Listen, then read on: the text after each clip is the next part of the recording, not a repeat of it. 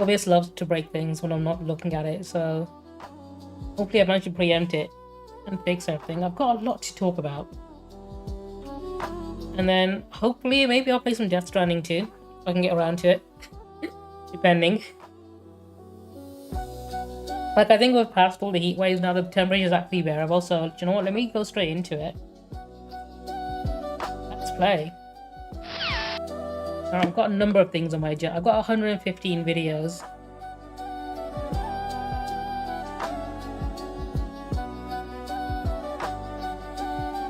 But let's chat. Let me quickly look through, because there's a few I've probably already seen I want to remove.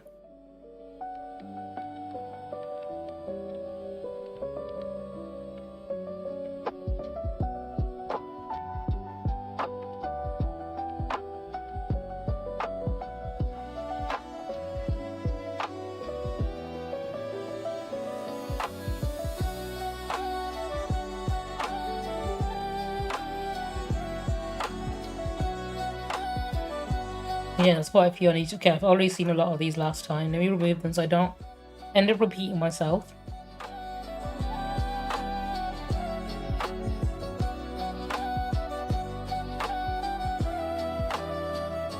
There's also some things here that's like so out of date now. I don't need to talk about it. There's been updates on it. Only because there were things I was planning on talking about. A lot of videos related to the collector and by-election, which are no longer relevant.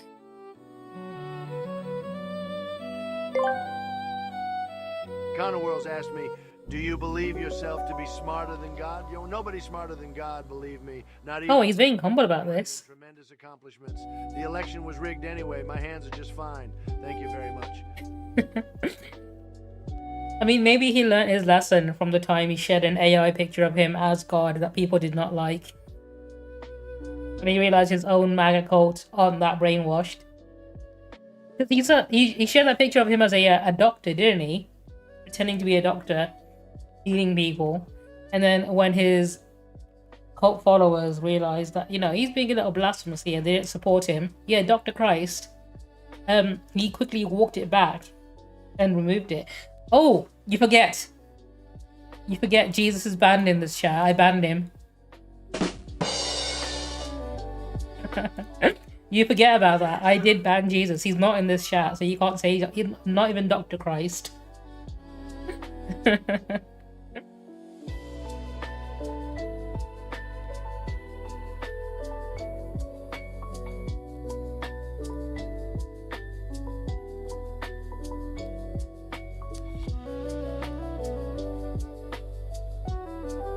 The big C is not... I mean, technically, yeah, I guess. I banned him, didn't I?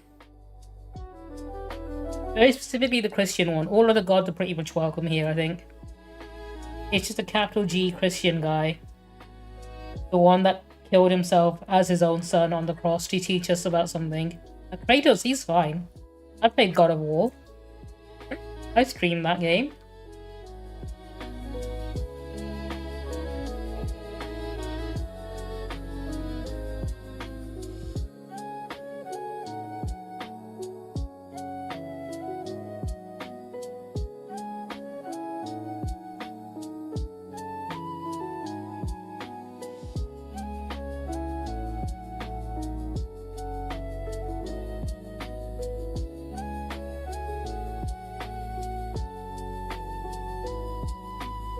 Look, I don't think Jesus has a Twitch account, does he? If he does, I'll need to ban it.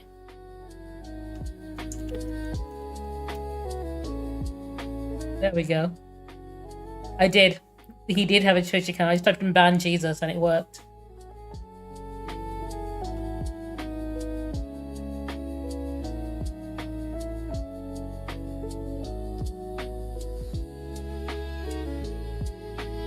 Oh yeah, she did. Because she's a traitor like that. She's both a class traitor, a race traitor, and a, I don't know, what other kind of traitor would she be?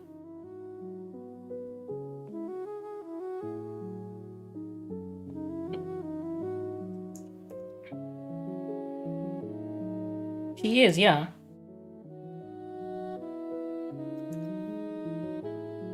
It's worse than the fucking Boston Tea Party.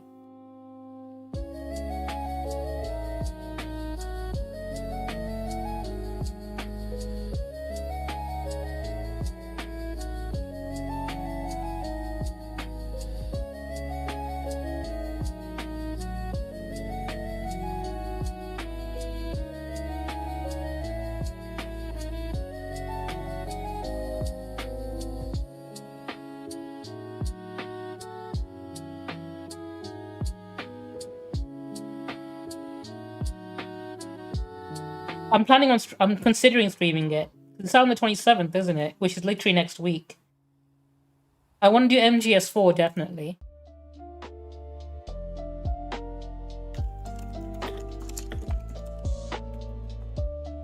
It's out on the 27th. I don't know. I'll probably stream it on the 29th. Let me double check it. Let me look it up. Does it come with MGS4 and Peace Walker? MGS4 is the one I want.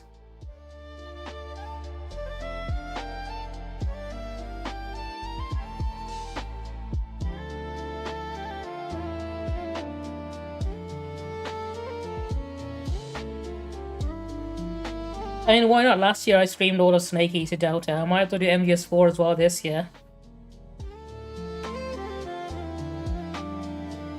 I've already got a stream of my playthrough through MGS1 as well on my YouTube channel. I got MGS1, my Delta. I can do 4, and then I can do MGS2 and 5, and I've got the entire game series, all the numbered ones anyway. Oh, I should bring out my bandana again. I still got that. I should do Twin Snakes as well.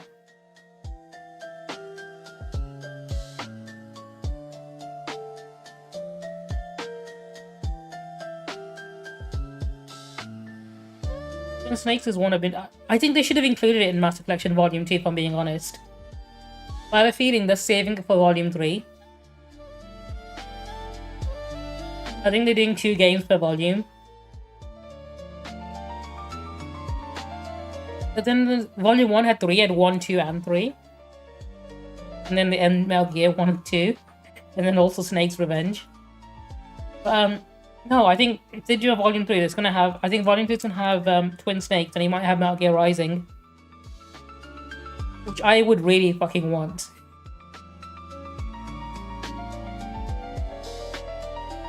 But I think Metal Gear Rising Revengeance needs a HD remaster.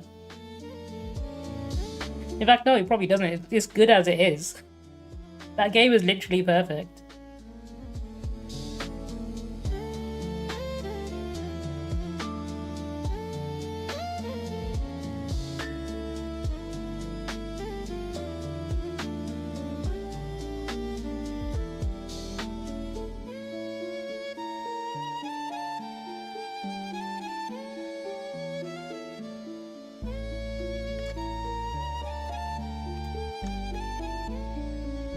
My friend Kamal has also put a new video up, so I'll put that on the list.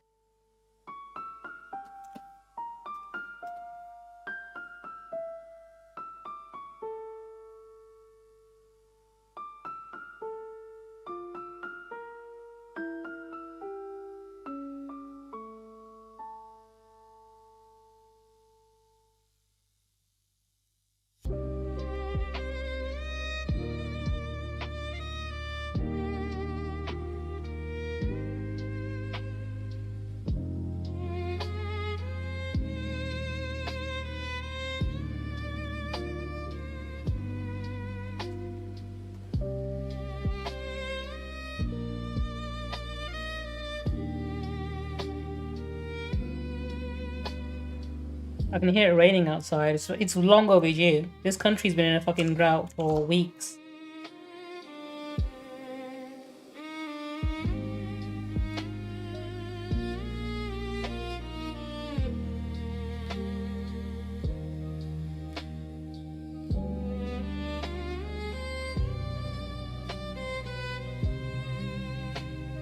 An Outer Heaven TV series. I'm not sure. I mean, there's still talks of a Metal Gear movie being made. Somehow, somewhere. I'm not sure how much I believe in that. Like, I think they had Oscar Isaac attached to it at some point, and like, it's just fallen through so many times. I'll tell you what I am looking forward to. What's it called? Star Wars Zero Company.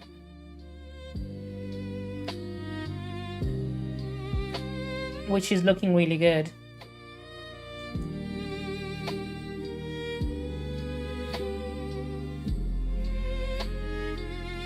To be fair, all fairness to Konami, like literally 10 years ago, they were like, hey, we're gonna stop making video games and only make gambling pachinko machines. And then, literally 10 years later, they've actually made some pretty fucking good games. They've made a lot of really good Silent Hill games, and they made Metal Gear Solid Delta.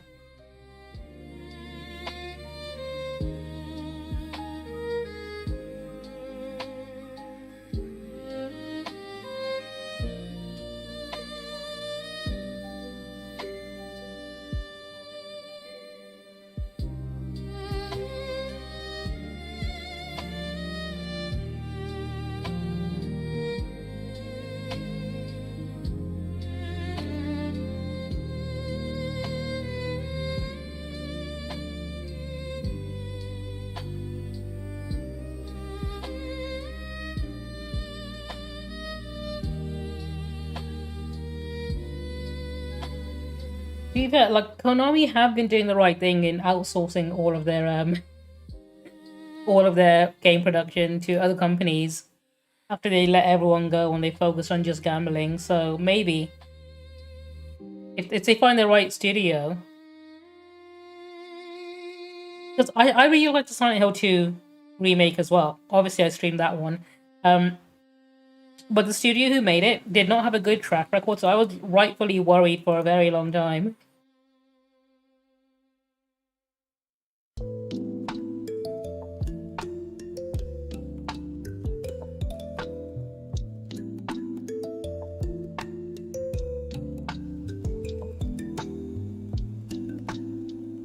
I had good reason to be worried.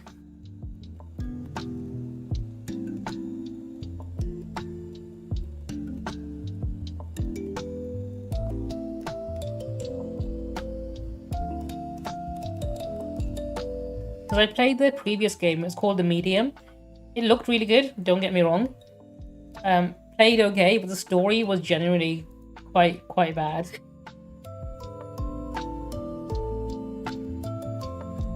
To the point where I was surprised they even got the rights to make a Silent Hill game.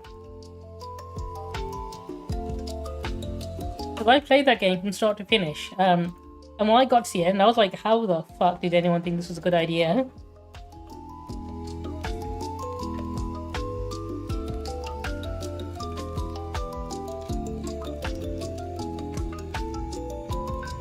But anyone who doesn't, I mean, obviously you probably don't know because you've not played The Medium.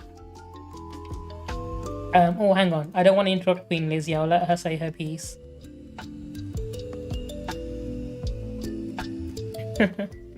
Oh, I wish. Wishful thinking.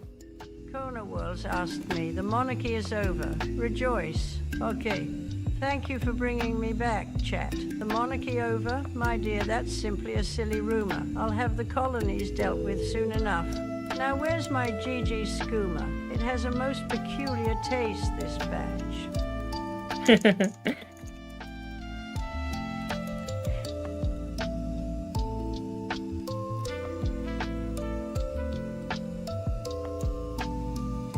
Because, like, The Medium is a horror game which played really well, don't get me wrong.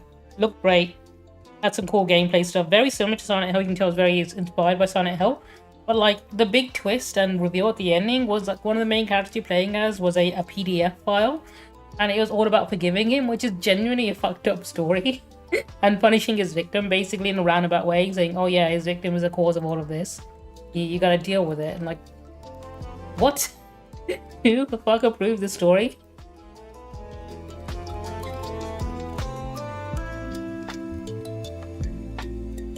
I know, which is why I was so surprised when I saw that they were doing the Silent Hill game, why I was originally so worried.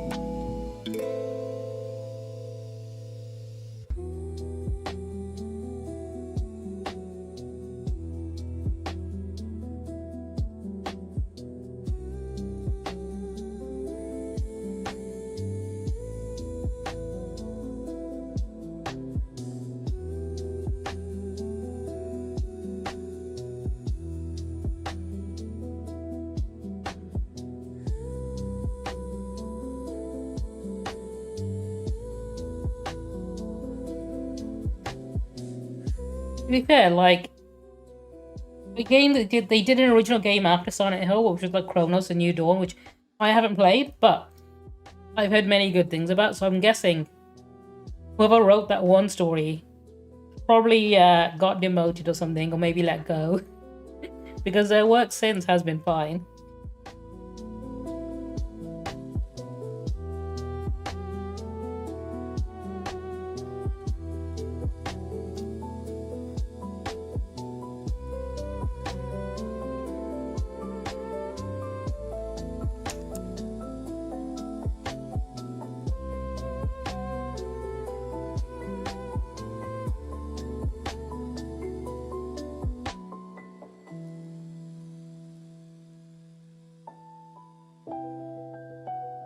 Alright, you know what? Let me make a start. Oh, let me double check first before I make a start.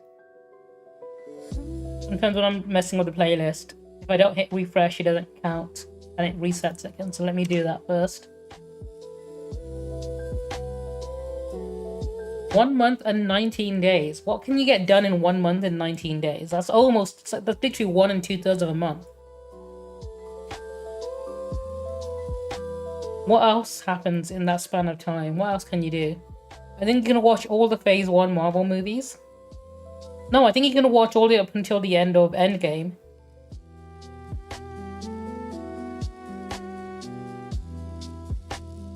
Yeah, they would, and I imagine most of it will be AI slop as well. You can make an album in less that time, actually. Some people have done albums in, like, literally for less than a month, which is insane. Because they're really fucking talented, right?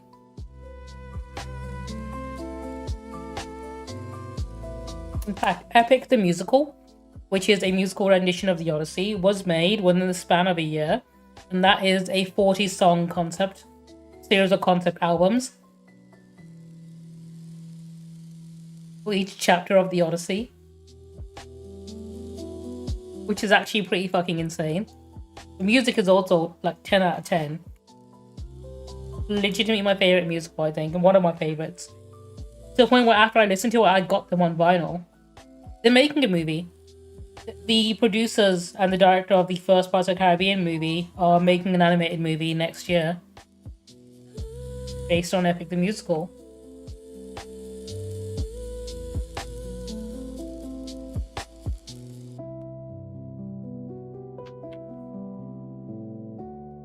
Which I'm looking forward to. I'm looking forward to that more than I look forward to Nolan's version of the Odyssey, which I was very excited about.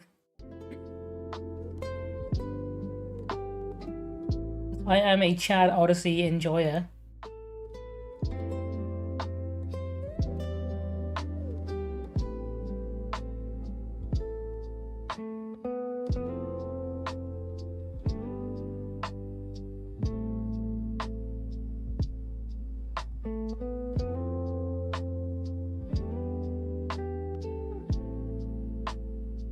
I think I might have mirrored this picture, actually.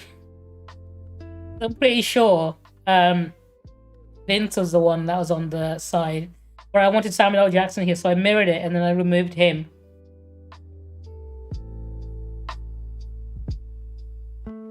Which is why he looks left-handed here, because I also wanted him looking directly this way. So it looks like he's looking in the same direction as I'm looking. I'm sorry, I've been lying to you. I've been gaslighting you this whole time. This image is fake. I faked it. I need to own up and be honest about it. This is me spreading fake news about Samuel L. Jackson. I moved. I mean, he's my mayor. I voted for him. Cosplay Fitness, how you doing? It's a great day to be in Mamdanistan, right?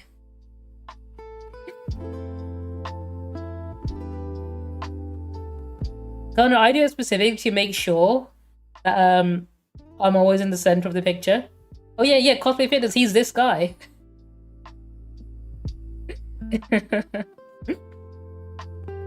It's the this guy. He's been on my stream more often than he's been on his own stream, actually, if I'm being honest. I think, like, because I know you streamed Marvel Tokon today, and then before that you streamed Resident Evil 9, And before that, it was 2025. So I think this year he has been here longer than he's been on his own channel. Marvel Tokon does look good, by the way. I want to get it. The problem is there's too many games coming out. There are too many fucking games. Because like GTA 6 is coming out in November, so everything's like, alright, cool. Release everything in September right now. I mean, basically, yeah. I think we'll do a new episode in like a few months, or if we see you streaming again. Although I hate what Netflix have done with that. I don't like when they do it. But they release like, what, 2 episodes, and then they make you wait 6 months for the rest of it. Like, I prefer it in my personal taste. I like it when episodes are released weekly. That way people are talking about it every week. I know some people like having the whole season dropped in one go and then they can binge watch it. But like 3 weeks after it's out, people stop talking about it and move on to the next thing, which I don't like. I like talking about things I love, right? And I don't like the fact that people just move on to whatever the next thing is. Which is why I like seeing things like released weekly like they used to be.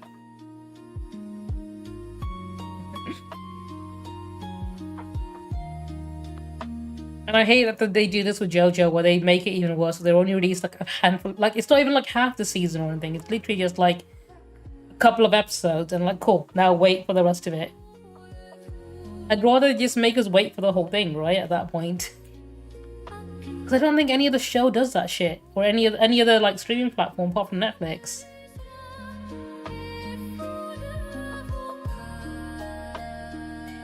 Like, I get that. 100%. Like, I think it would make more sense just release the whole season later. But I know why they did it is because of the fucking financial year. Because if you look at when they released it at the end of last year's like financial year, just so they can like say, hey, check this out, we got a new season of JoJo, and it's like, you know, this popular anime that's bringing us loads of subscribers, old shareholders basically. They wanted to rush it out just so they can have something to report back on a fucking spreadsheet.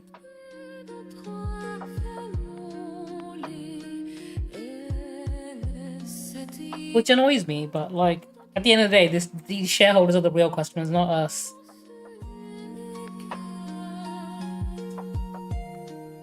Oh yeah, they love to spread those sheets. No, but there's been a lot of really good shows this year, so I'm not too fussed about it. Like, we had the season finale of The Boys, we had Daredevil Born Again, which might actually be my favourite of this entire year. What else have we had? We've had a lot of good anime as well. We've had some anime movies. We've got more coming out. We've got the new Demon Slayer movie coming out later this year as well, haven't we? We had the Avatar: The Last Airbender movie, which I think is one of the best movies of this year as well. But I am biased, but it looks fucking good. It should have been in the movies. Chainsaw Man movie was I think technically that was last year because it came out in like Christmas time, wasn't it? But that was in Japan, and then it came out in English for us in like January, so I guess that counts.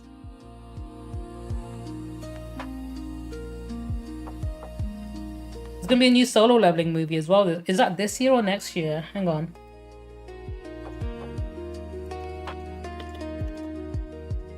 Let's have a look. Next year for us. 2027.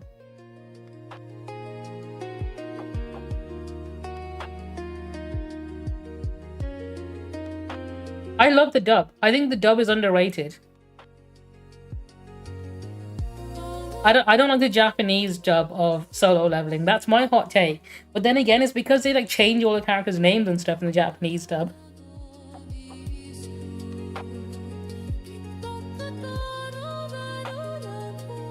He's really fucking good. I love Alex Lee.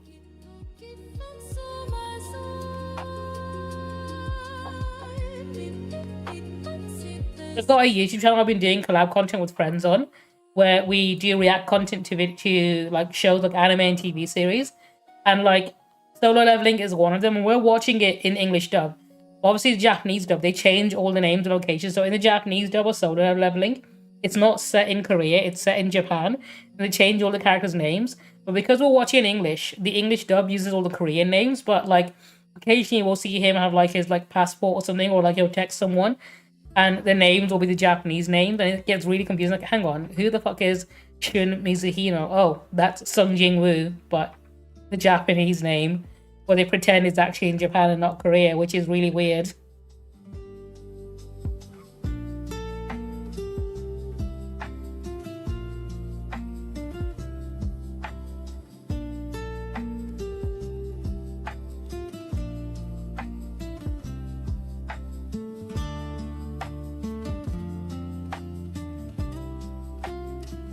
Okay, let me get my cosplay. If you're down for it, let me know. Cause like, if you have the time, if you ever come back to doing like content creations, I think we can probably do some React videos. But this is the other channel I've got set up where I'm doing all my collab content on. I know you probably wouldn't, but like offers open. Like I think genuinely it would be really fun if we watched all the old DBZ movies, the non-canon ones. You know, like Tree of Might and like Broly's Second Coming and all that. If we watch all of those, I think that could be a fun one. Because there's like 13 of them, isn't there?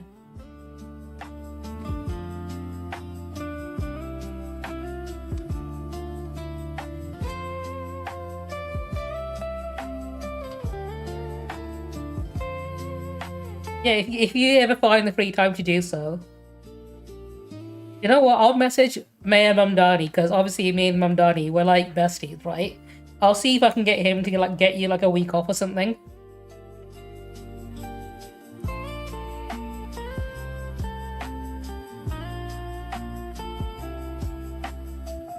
Maybe I'll have him come in to do your job for you. Like he'll cover you for a week. He's the kind of guy that'd probably do it.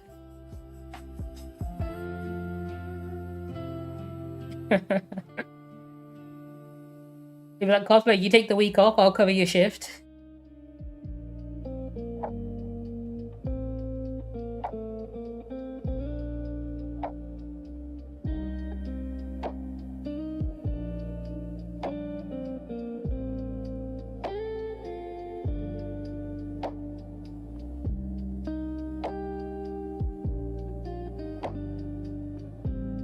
Also, I had someone comment on one of my posts recently telling me I should like hide spoilers because I made a post about the new Spider-Man movie, but I didn't spoil the Spider-Man movie. What I did was us talking about Daredevil, and they hadn't seen Daredevil yet, even though that series like it finished like what back in March. And I was talking about how like everyone in the new Spider-Man movie, spoilers for the Spider-Man movie, I guess. Everyone was like cheering for Spider-Man and like you know, New York City loves him. I was like, hang on. In the MCU timeline, these guys elected Wilson Fisk as mayor of New York because he promised to get rid of like mass vigilantes, right? And then they're out cheering for Spider-Man after they elected Mayor Fisk. All while Daredevil's in prison for being a vigilante, right? Like when you look at the MCU timeline, sometimes it's like, hang on, this shit's happening a little too close back to back. Like, why didn't like Spider-Man stop the anti-vigilante task force that was like arresting superheroes? No, I guess to be fair, Spider-Man takes place in Queens, and I guess Queens might not have voted for Mayor Fisk. Maybe they voted Mamdani. While Hell's Kitchen, everyone there apparently voted for Mayor Fisk. I did watch the Punisher movie. I thought that was the easiest check Sigourney Weaver has ever checked, right? That's the easiest paycheck she's ever gotten. Like, I love her and everything, but like, she was in like, what, 2 scenes?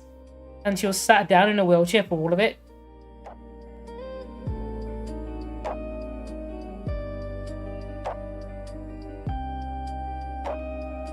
I do like John Bernthal as the Punisher, though. I really like him in the Daredevil series. I think he's better in the Daredevil series than he is in his own thing.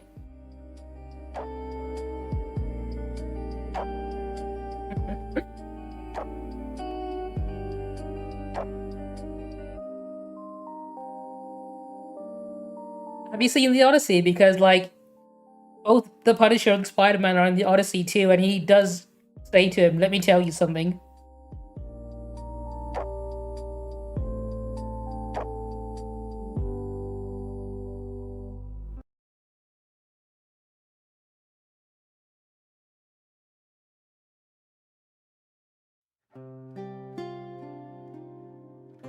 Yeah, because like in the Odyssey, like his character is the king of Sparta, and he tells Telemachus, who is Tom Holland, the story of Odysseus, right, in the horse. So the story of the Trojan horse.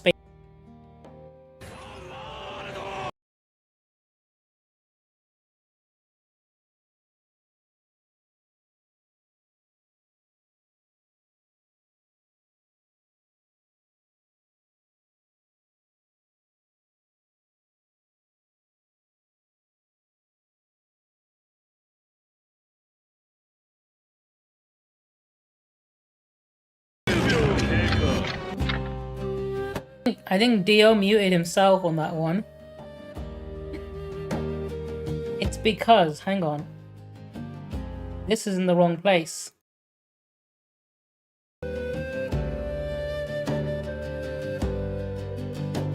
It's because I had my OBS audio in the wrong channel. I had the OBS audio in the same channel as my desktop audio, which is why he muted himself when he muted everyone.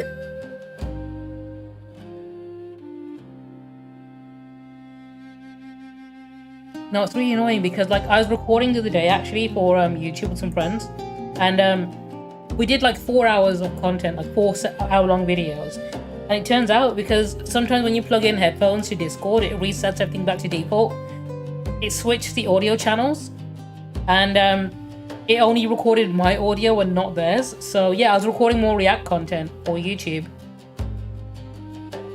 with a few of my friends. So we're doing Arcane, and with one of my other friends, I'm watching the Batman movies. So the animated DC Universe movies, like Under the Red Hood, and what we're doing next? We're doing Hush next, I think. And then also, what else am I watching? I'm doing a Stranger Things rewatch with my friend ML. I'm doing a lot of content, basically. Because React content is easy to do with other people, because like, you don't have to worry about doing the same thing or not. I've been doing a lot of big things, yeah.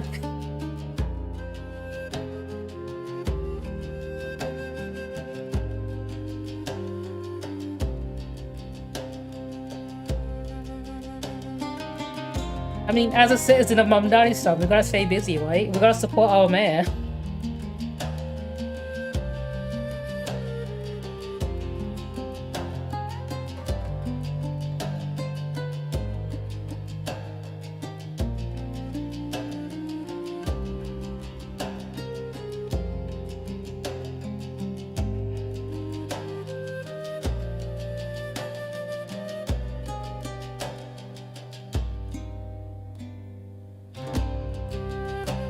Let's have a look. What am I doing today?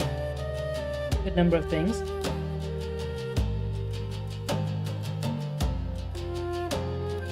And if I can get around to playing games, I'm gonna play Death Stranding 2. Well, because I need to finish that fucking game. I've only I played 14 hours of it, which seems like a lot, but I think it's like a good 40-hour game, so I'm like a quarter of the way through it. But then again, I've also been taking my time with it, because I like taking my time with my games.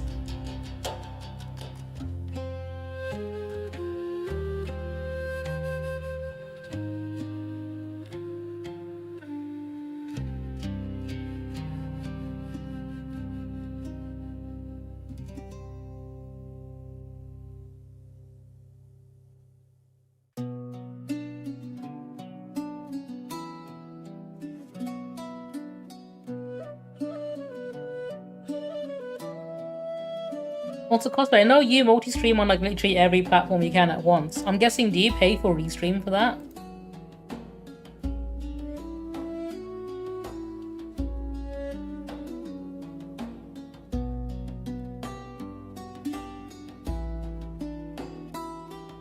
I'm guessing that's how you do it.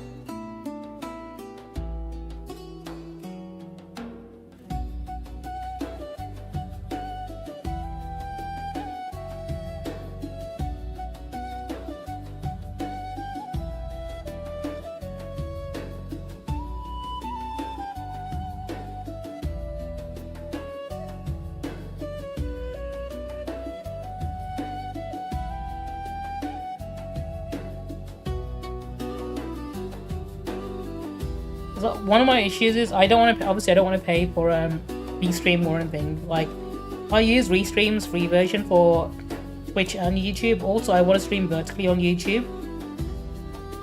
The issue is, like, the vertical YouTube chat is annoying to have, because it comes up as a separate one, doesn't it? But cool, I'm gonna have to ignore this one vertical chat then.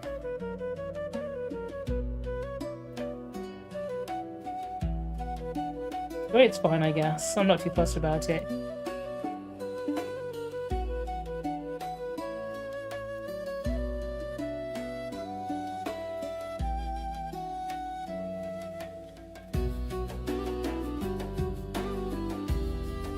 Well, let me make a start on all the stuff I want to talk about today.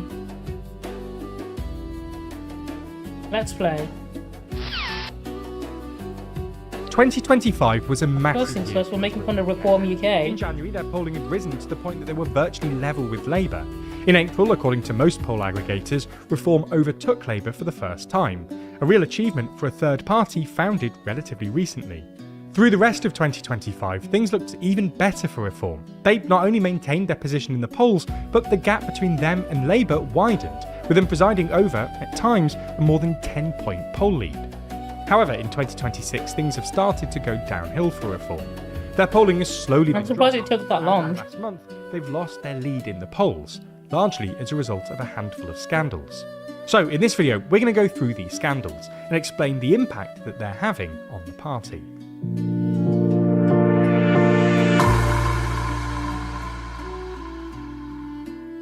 Ten years on, and it's abundantly clear that Brexit failed to deliver on its promises, causing an economic downturn and distrust in the political class. If that's true though, why is that happening everywhere else? The latest issue of our magazine, Too Long, explains all the other elements in the mix from a decade of change.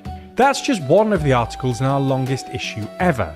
Subscribe to get your copy by potential scandals implicating him. The first of these involve a £5 million. I wonder what he's gonna do now, considering like he's won his own by-election again, As we see it, there were two main financial scandals and now the investigation is gonna be reopened. Made from Thai-based investor. How do you feel about Andy Burnham Kona? 2024, before Farage had announced that he'd be. I think he's a step up from like the last 5 politicians we've had in the country, but like the bar was woefully low. In the 12 months. It did not take a lot to clear it.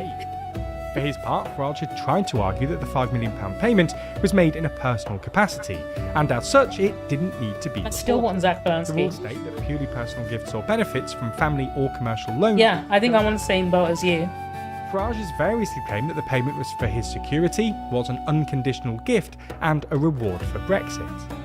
However, despite these claims, this didn't clear up the exact nature of what the payment was for, and in early May, the Parliamentary Standards Commissioner launched an investigation into the payment.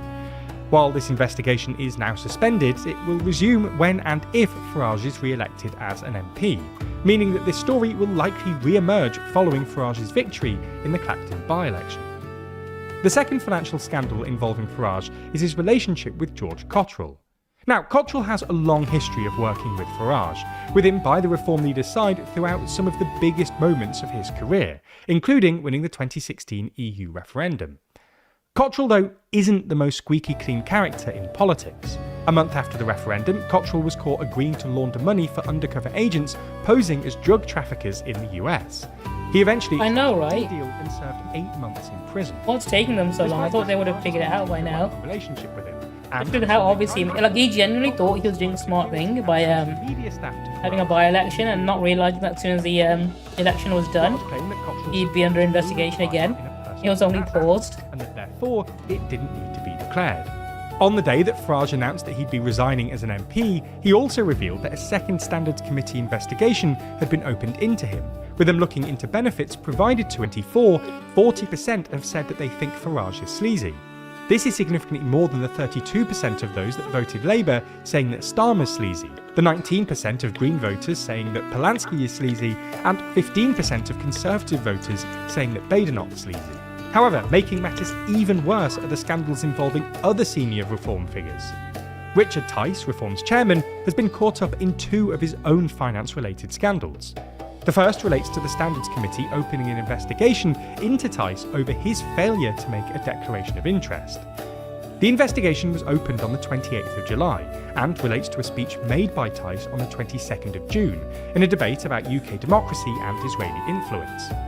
Paragraph 6 of the MP's Code of Conduct states that... I mean, he's definitely up there. ...open and frank in declaring... When it comes to politicians I dislike, there's quite a lot of them. ...the House or its committees, and in any communications with ministers, members, public officials... But he's definitely like top 5, top 3 It's alleged maybe even that at as least. Tice had been on a trip to Israel last year, funded by a pro-Israel lobbying group, this should have been declared at the start of his speech.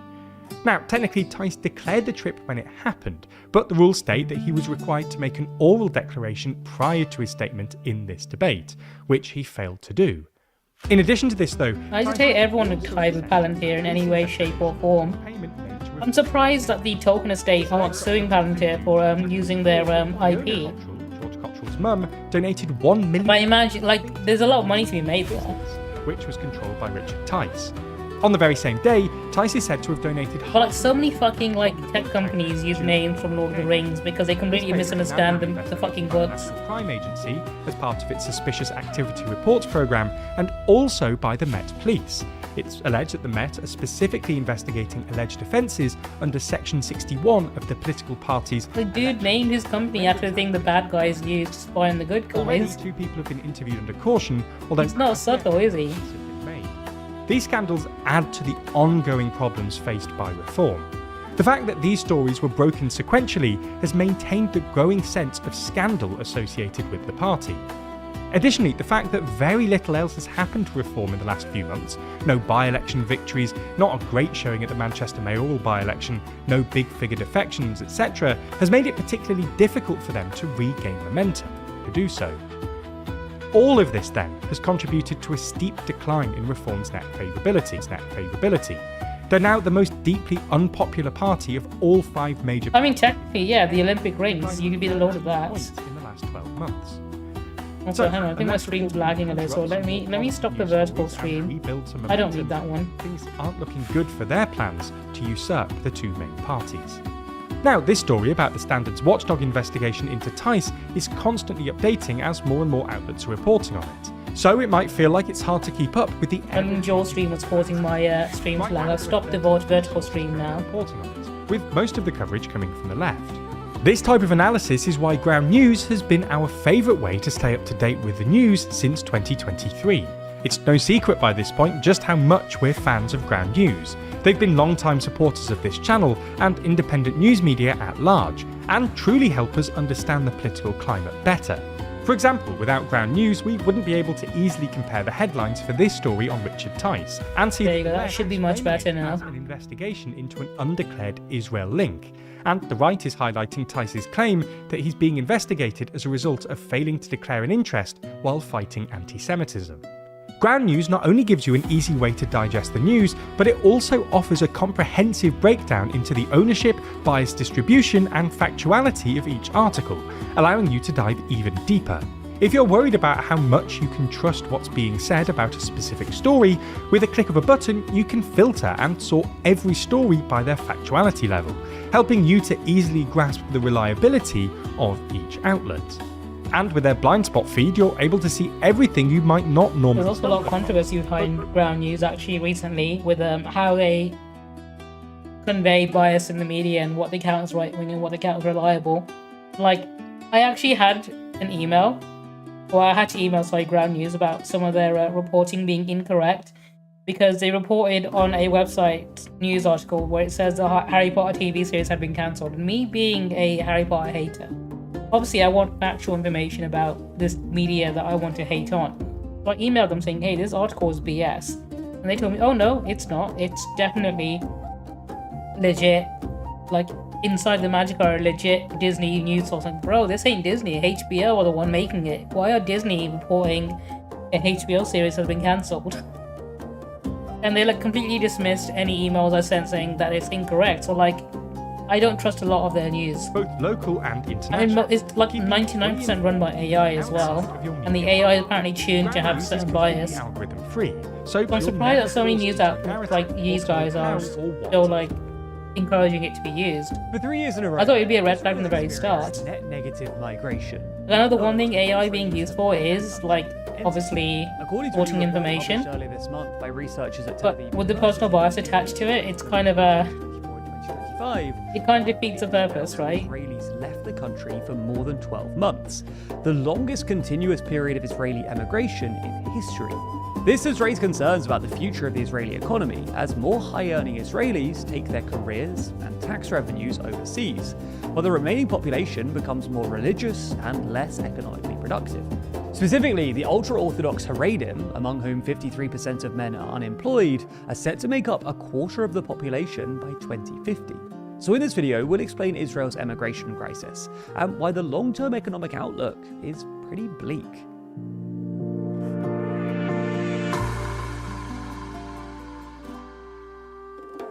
Donald Trump and Benjamin Netanyahu promised a total regime change in Iran, but so far that hasn't happened. We explain why Trump was wrong and what post-war Iran leadership might actually look like in the 9th issue of our magazine, Too Long.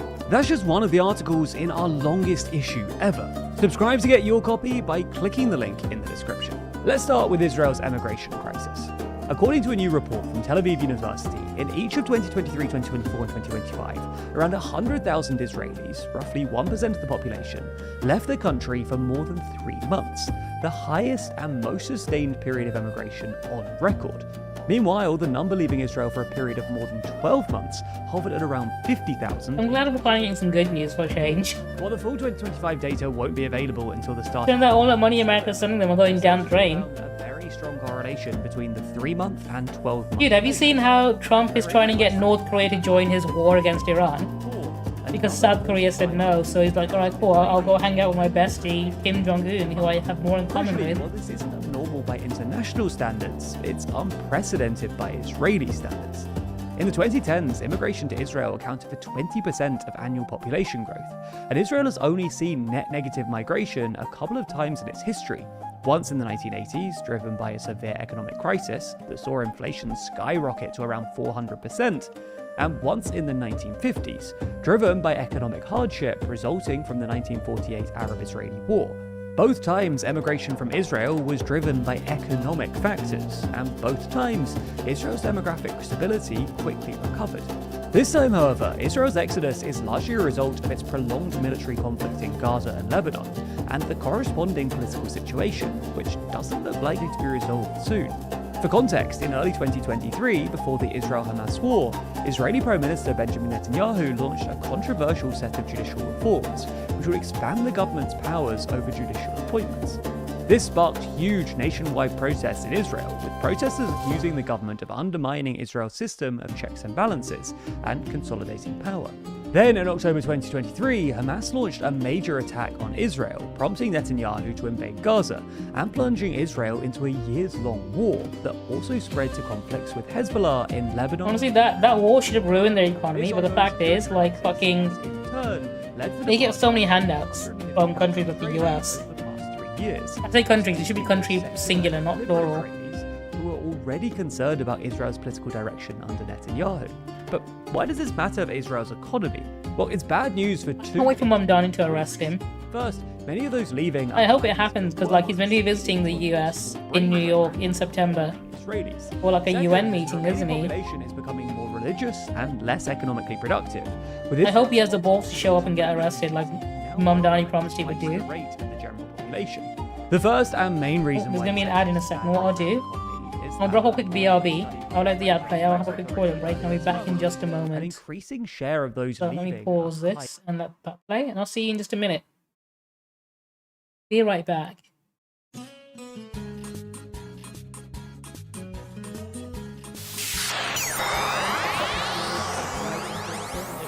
Like how they are such conservative women and they wake up at 3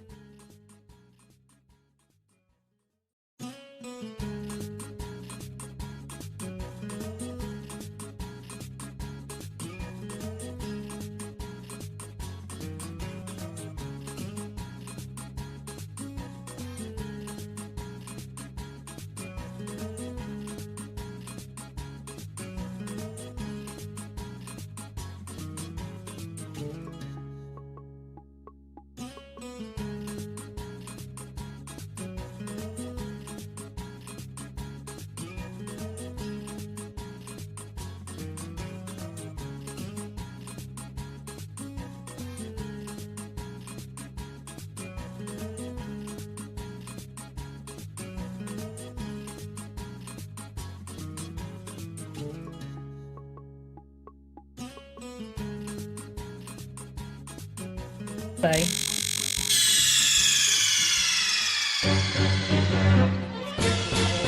Should be a crime. Well, I think their outfits are literally. And I want to continue watching why Israel's falling apart and feel good for a change. Healthcare, like doctors and engineers. The study found that the rate at which affluent Israelis left the country sharply increased in 2023 and 2024 to roughly double what it was in 2020. I imagine all the rich people left the moment they saw a war was about to break out. With the report estimating losses of about 700 million shekels, or $240 million, for each year of emigration, rising to 3.5 billion shekels, or $1.2 billion within 5 years, if this trend continues. This supposed brain drain is especially concerning given Israel's economic role as a global tech and military tech hub. In recent decades, Israel has become somewhat of a startup incubator, with some of the highest venture capital investment per capita globally, and significant tech and research and development sectors. As That surprised me, especially when it comes to military technology, because like guns like the Desert Eagle were actually made by Israel. In fact, the Desert Eagle was never actually used by the military because it's too big and impractical. And I think it mostly got used in movies because it looked cool, because it's a big flashy gun. I think it got used, more as a movie prop than it did in actual combat. continued brain drain of high-skilled Israelis could significantly Just because it had a really iconic like side profile. with further knock-on impacts for Israel. Yeah, the Desert Eagle is an Israeli gun. Even its military. The second reason that Israel's economy looks doomed long-term, and the flip side of this brain drain, is that the burden for sustaining Israel's economy now passes to the remaining population, which is becoming increasingly religious and less economically productive. For context, the Haredim, an Israeli ultra-Orthodox group which separate themselves from secular society and are politically associated with the Israeli... I think those are the people that tried to stone Sacha Baron Cohen to death when he visited to film Bruno. An average of 6 to 7 children per woman, roughly double 7. the average. Because of this, while the Haredim currently make up about 14% of the total population, they're set to make up a quarter by 2050, creating major structural problems given the Haredim's low workforce participation rate and low economic output. While Haredi women work at higher rates, the unemployment rate among Haredi men is 53%, compared to just 3% for the overall Israeli population. And on top of this, the Haredi also receive generous subsidies for their religious education, independent schools, and child allowances. In fact, according to economist Dr. Michael Sherrill, the average Haredi household receives a net 6,000 shekels, or $2,000 per month, from the Israeli state. That's While insane. The average non-Haredi Jewish household pays a net They literally have universal basic income, basically. $8,970 per month. It's just segregated by a religious belief instead of like anything else. gap. This will obviously create long-term problems if the Haredi community continues growing faster than the Israeli population at large. As the economy increasingly depends on the tax revenues from a smaller number of secular workers, who also carry more burden from the military service, given the Haredim's exemption, more of the economic burden falls to high-earning, highly skilled workers, so the incentive for them to emigrate only increases. Moreover, according to Gilad Cohen-Kovac, a researcher at the Israel Democracy Institute, the subsidies that support the current Haredi model amount to about 35 to 37 billion shekels a year, or roughly 5.5% of the Israeli state budget, with that figure potentially growing to more than 60 billion shekels, or $20 billion, in the coming decades if nothing changes. As such, the next Israeli election in October, which will pit Netanyahu's right-wing coalition against a largely secular opposition, could be a make-or-break moment for Israel's economic future. If the opposition wins and more liberal-minded Israelis begin returning from overseas, the structural pressure on the economy could alleviate. But if there's no political change or more political turmoil... I doubt there will be, as much as obviously, I don't know, unless Netanyahu does get arrested, which fingers crossed could happen. I've already told you about one of the articles in the next issue. How much will that even actually change in the end? More inside that you're going to want to discover. So if you subscribe using code... And We're making fun of Candace Owens now. I'll show you that Blake Knapp tweeted because it's their new line of attack against me. Or as she's better known as Here's what Blake Knapp Candace. He wrote, Hassan Piker is openly celebrating Candace Owens, calling her a queen because she single-handedly undermined the effort to martyrize Charlie to go after the violent radical left. Hassan says that Tyler Robinson probably did it, but my heart says go Candace go because she is helping the left so much. The radical pro-violence left knows exactly what a gift Candace and her ilk are to them. I mean, he's not wrong. He's like heavily damaging the right-wing cause so badly. Have you guys hear what Hassan Piker said, and I would like to respond to this since they're all pushing this around because we're supposed to accept the Fed slop of left versus right. And again, you're going to hear him say that I've had him blocked for years. So it's even more ridiculous that they're trying to pretend or allude to the idea. It's true, she has. Candace, unblock me, queen. Of this partnership between me and Hassan Piker. But take a listen to what he says. I can't speak out against this queen because this is a queen that successfully and single-handedly undermined the Republican initiative to martyrize Charlie Kirk and use that example. I mean, she's probably single-handedly responsible for all the Jeffrey Epstein, Charlie Kirk memes. This clip, and like half of them were like, I can't. Her fucking weird conspiracy theories about Israel. Fucking video about agreeing with me on this, and then everyone in the comments were like, oh, this guy's so stupid. Why is he revealing it? It's like, yeah, it doesn't matter, dumbass. I'm right, but who cares? It doesn't matter. You know what I mean? Like, all of these people, they're like, I cannot believe Hassan Piker is just admitting this.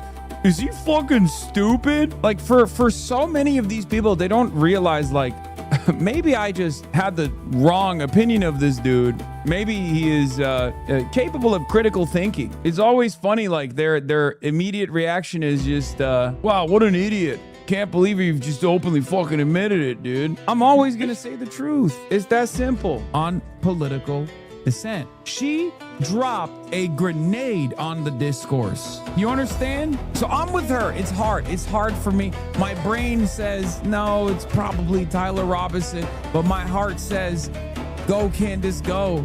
Keep cooking. You know? Does that make sense? I can't like her tweets because she blocked me many, many years ago. This is before she became our hero. Okay? Many, many years ago, Candace Owens blocked me. I've not been a fan of Candace Owens. I am a fan now. I'm not exactly sure what I am supposed to have a problem with. And this is kind of the running themes of what we are seeing in Brandy Zajazny's article is that essentially they are saying Candace ruined an opportunity to pin this on the left, however wrongly, to unite the Republican, to create this sort of Republican initiative to just start attacking the left, however wrongly. I mean, that was the original idea, wasn't it? By trying to assume that he was a left-wing extremist at it, when they're still considering giving the death penalty to whoever killed Charlie Kirk. The Epstein files mattered. And we weren't accepting this idea, get focused, midterms are around the corner, ignore the Epstein files. We said, no. We are not going to ignore children being harmed. We're not going to see ourselves as just Trump supporters who should be supporting him no matter what, even when he effectively ran. You could certainly say Vance, everyone around him constantly said, as soon as we get in there, here's what we're going to do with the Epstein files, Kash Patel.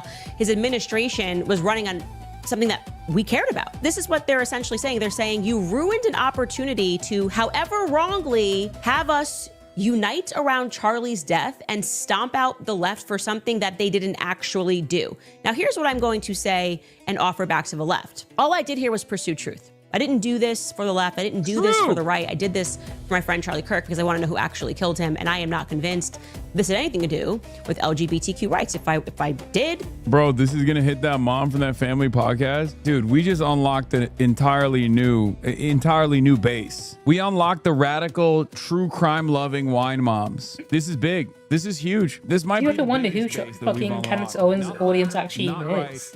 Simply carrying the flame. She still gets a good number of like people watching her, like even after she left the Daily Wire, right? I think the Daily Wire's going down shit, and she's not But I want you to remember this really following that trend either, is she? So like, she's gotta have like a dedicated fan base. Like, that could potentially, I'll say, imagine what they must be like. So imagine they must also hate black people. So why are they watching her? To cause a left-right war.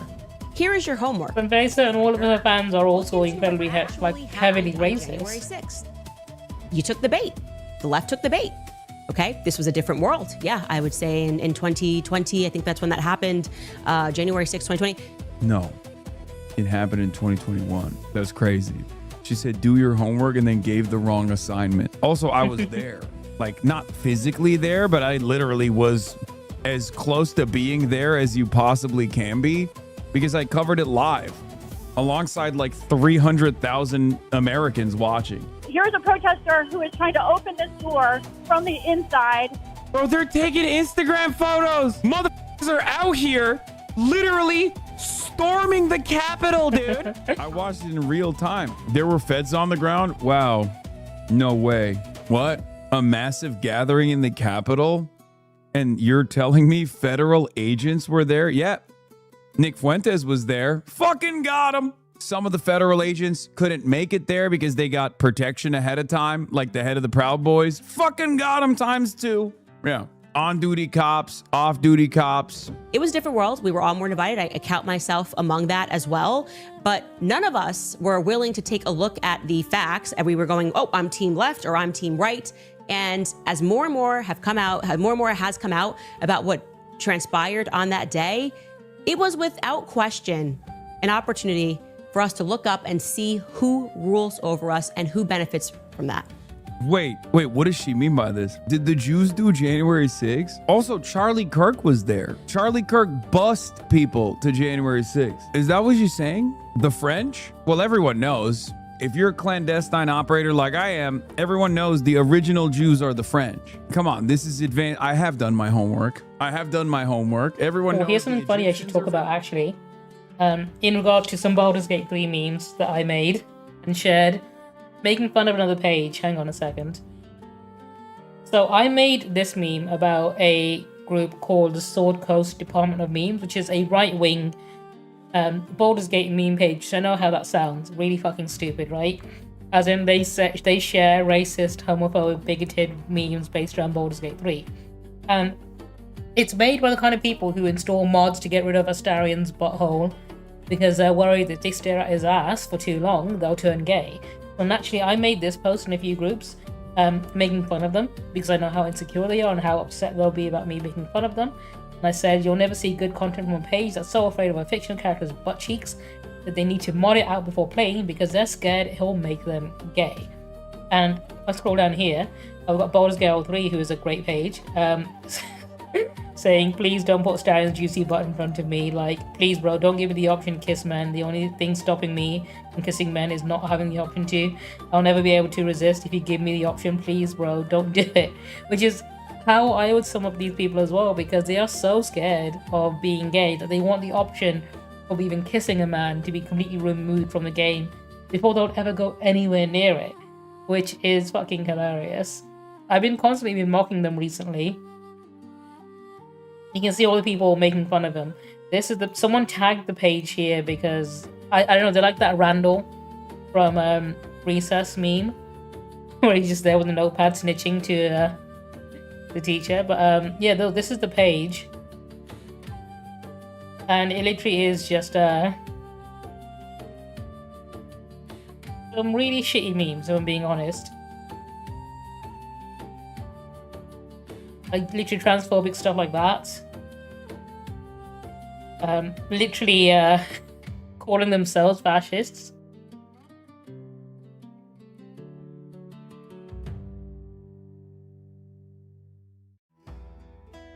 Like, it's that kind of cringe page. And the reason this is so funny is because a mod here showed me that someone tried to report my page, my post, for harassment, and they showed the screenshot saying, how is this harassment? They got so upset about seeing Astarion's butt cheeks, they reported it for harassment. Which is fucking hilarious. French, and the French are Jewish, okay?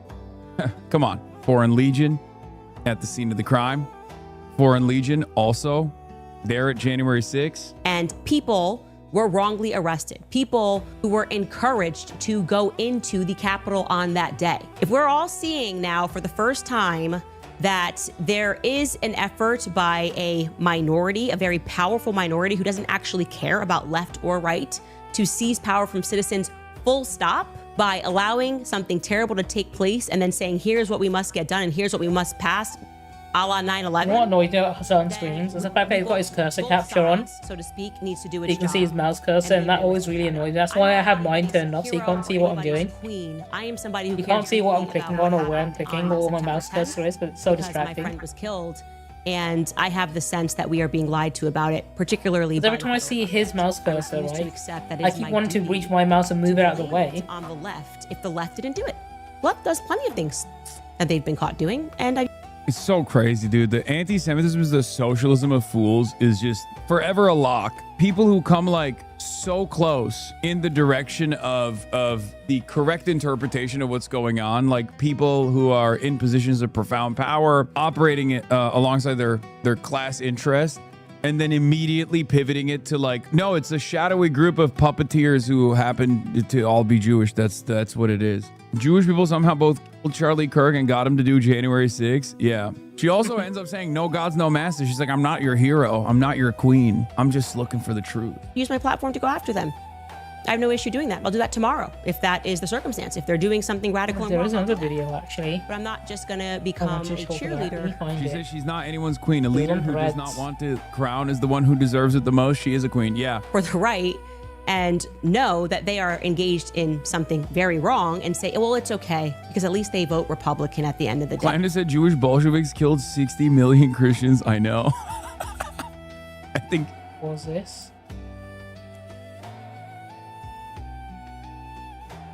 So this is an AI video they made of Miss Rachel, basically, because they can't find any examples of her being actually a anti-Semite or a racist. So they had to use AI to make this video of her and Abdul Al-Sayed. And genuinely, it's fucking hilarious how they essentially tell on themselves on this video when they let's say this is what anti-Semitism is, because you got things like fucking Clavicula and like Kanye West making songs about how Hitler and Clavicula like hailing Hitler, and then they get obviously influencers like Clavicula get invited to Tel Aviv and Israel and hang out with Netanyahu whilst they're crying about Miss Rachel being anti-Semitic because of an AI video they made. They are that insane. Like, they tried to call her anti-Semite of the year when there are people out there literally saluting Hitler. When Elon Musk was doing a Hitler salute at the inauguration, right, of Donald Trump. And they're like, no, look at Miss Rachel for things they can't pin on her, so they have to make up. And the fact that they've got her teaching kids about resisting occupation and colonizers, like, that's not a bad thing. Is that wrong? Like, if I scroll down here,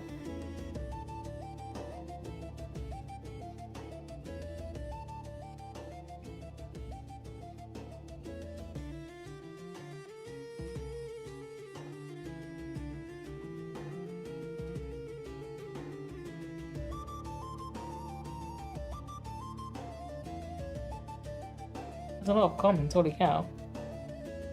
I didn't realize the video got this popular.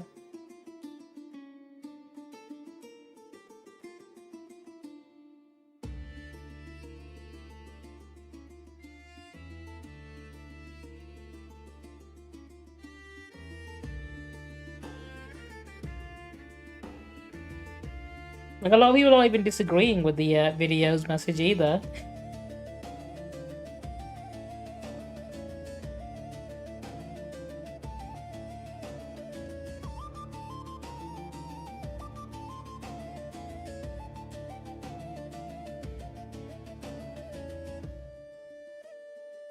Oh, I think the guy I was looking for removed his reply.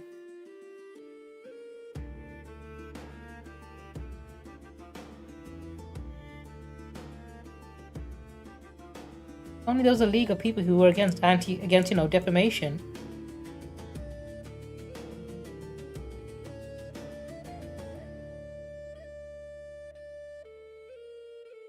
Actually insane that they had to resort to using AI to misrepresent. I mean, they should both take them to fucking court for this. I think we need to see more like legal action being taken against AI videos like that. Even Finkelstein was like, no. Even Finkelstein, who was sitting there, that was the only time where he was like, enough. That's not true. That's a nonsense. All of us need to raise ourselves above that sort of discourse. in the future. And yeah, I think it's actually happening. So there is something that I would say is a positive that has come out of this. I mean, I don't think anybody would. Yeah. I think it's really funny. I saw that clip someone was bringing up in the chat.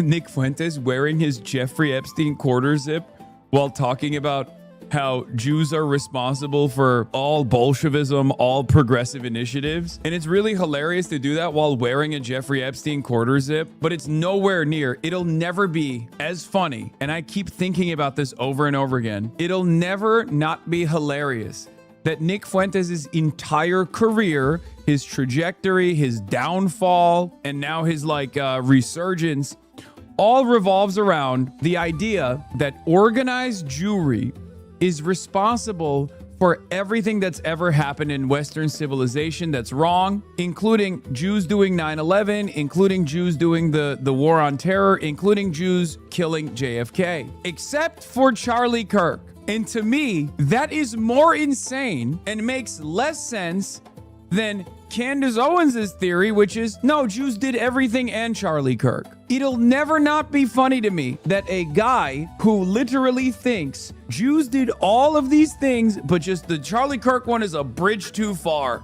So of course his fan base is like, what are you, a federal agent? You've told me Jews did JFK, you told me Jews did 9/11, but now you're saying they By the way, they have these rules, and this is where they draw the line when it comes to things like weird fucking racist conspiracy theories like that, right? Tell the truth. It's just so funny to draw your line in the sand on Charlie Kirk. That's it. They did 9/11, but not 9/10. Okay, here's the clip. Yeah, the Jews created communism. Please buy my Epstein merch. And it's always funny because these Groyper accounts will be like, Nick Fuentes names who created the left. Behind every left-wing movement, you have Jewish lawyers, Jewish judges, Jewish organizations, Jewish billionaires, Hart-Celler Act, Civil Rights Movement, women's liberation, gay liberation. It's like, yeah, that's not why am I supposed to look at that and be like, that's a bad thing? I mean, there's a little bit of truth to that. Yes, Jews, very progressive Jews were, at the scene of the quote-unquote crime, I guess, but that's not. I mean, most woke media, like fucking Superman, was created by Jewish immigrants. For all the best most of the Marvel comic superheroes have also been created by immigrants that were of Jewish origin. Like, stupid. Those are literally the founding blocks of woke media, like the X-Men and Spider-Man. These guys are, going past that point. This vulgar anti-Semitism, not the intellectual anti-Semitism. I'm surprised there's no conspiracy theory saying Jews are making everything woke, but I guess they don't want to make that one. I guess they rather lean into the whole trolling Hollywood conspiracy theory somehow, and then also at the same time claim that go woke, go broke, and then at the same time also claim that non-woke media is the best, and at the same time not support anything Sydney Sweeney ever stars in, despite championing her as the anti-woke. But instead of blaming Jewish people, Ben Shapiro always said, "Oh, it's societal." But they have all these ideas, and they don't think about how they would connect to each other or how they contradict each other. That's like Ben Shapiro's response to it, right? And then his audience were like, "Oh, thank you for educating me on, the dangers of the third world that have come here. Who's brought them here?" And then someone else came in and said, "Oh yeah, Boogie, hello, welcome on in. It's the Jews that brought them here." And everyone was like, "Wow, how you doing? Thank you for the resub. I really appreciate it." That's someone who you're currently making fun of Candace Owens. Nick Fuentes is losing his audience to Candace Owens and other right-wing influencers the Charlie Kirk assassination who like to believe in racist theories, conspiracy theories. For some strange reason has presented. Jews did cultural Marxism, Frankfurt School, they did everything. They are doing unlimited third world migration. They're doing everything. They did 9/11. They did the JFK assassination, but not Charlie Kirk. Can you talk about anything other than Israel and the Jews? All the time, my friend. If you had working brain cells, you would understand that I'm actually making fun of dumbass anti-Semites right now. But of course, you don't have any fucking working brain cells because you're a dumb Israel supporter. It's me. From the many videos that have been going around on TikTok, yes, I had many interactions. Oh, this is a new video from Amel.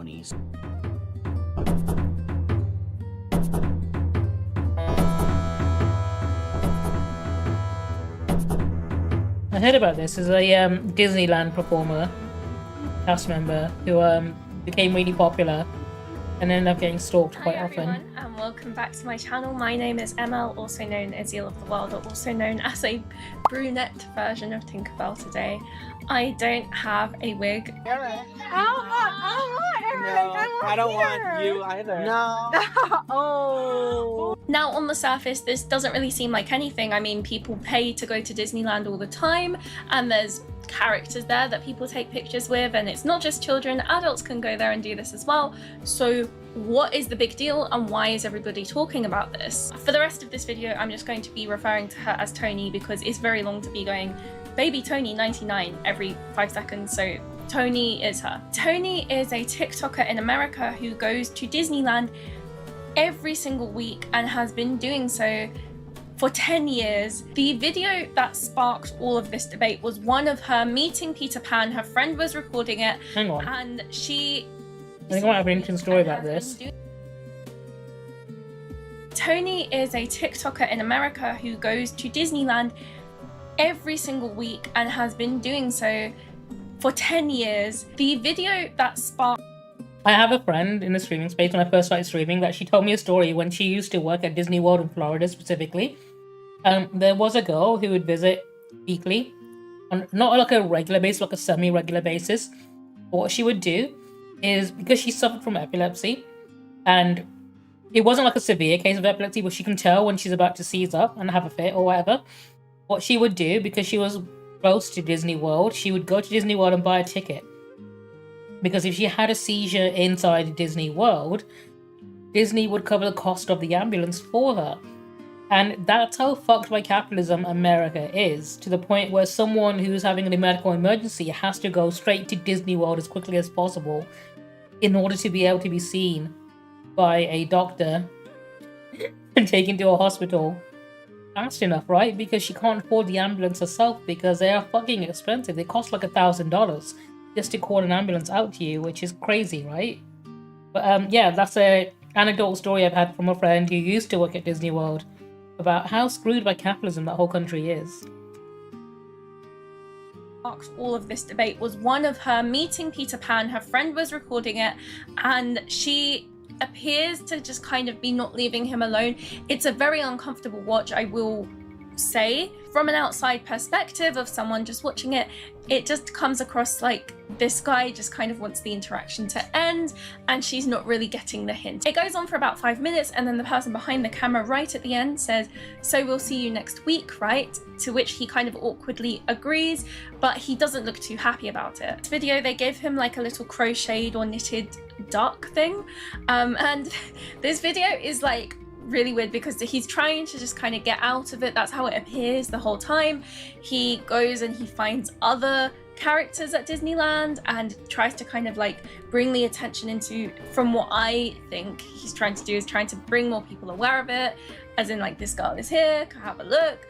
But to be fair, we don't really know what's going on because none of us were there, so it's a little bit hard to speculate on. This is great. What am I supposed to do with it? Okay. Is that what you wanted? Sure. Great. You're such a brat, Peter.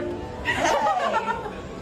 Well, now what? You have your prizes. I have my prize. No, we'll see you next week, right?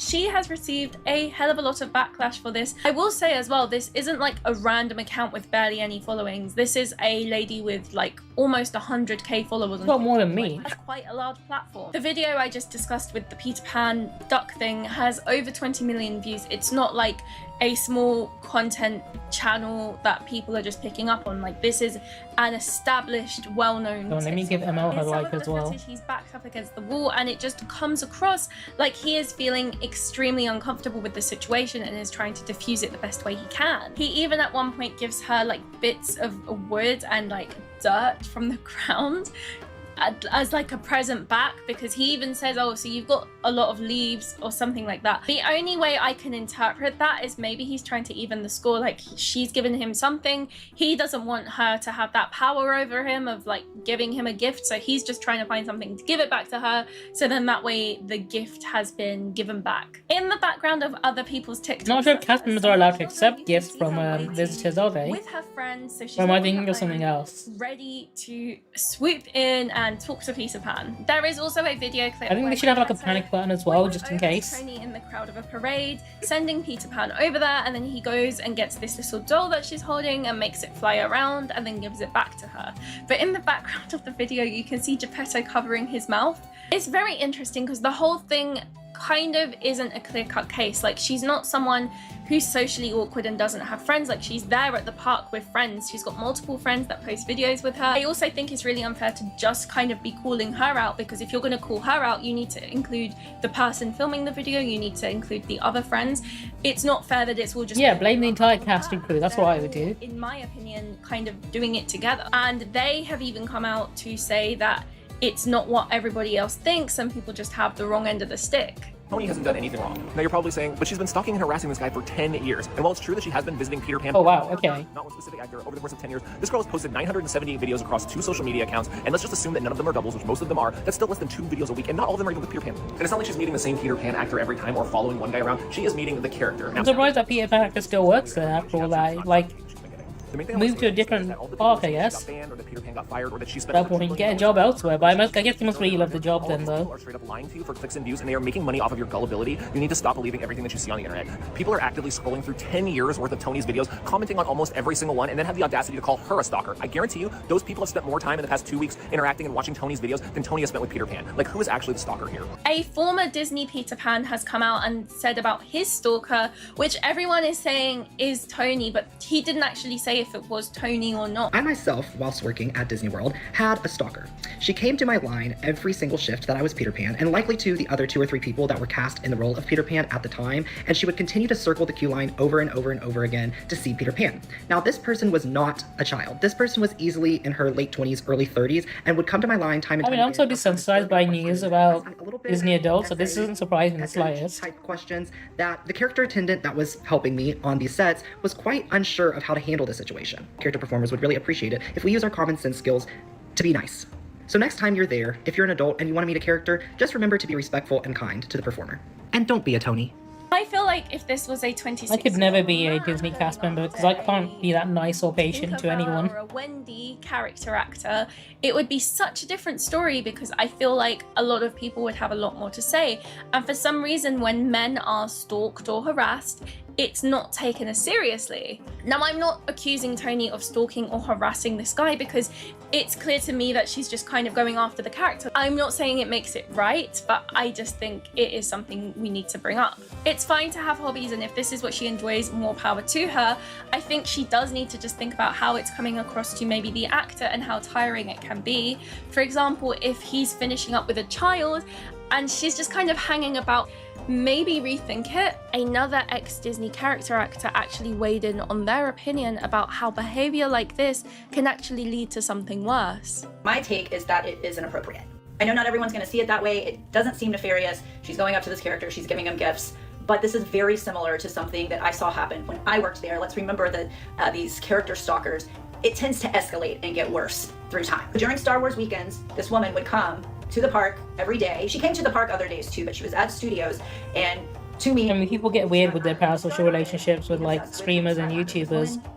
It shouldn't surprise me that they do it with fictional characters as well, like this. Behavior got worse and worse. So she started differentiating the performers, and she wasn't very nice to some of them, and she would tell them she didn't like them. Oh, she started writing them love letters. She found out their names. She found out their schedules.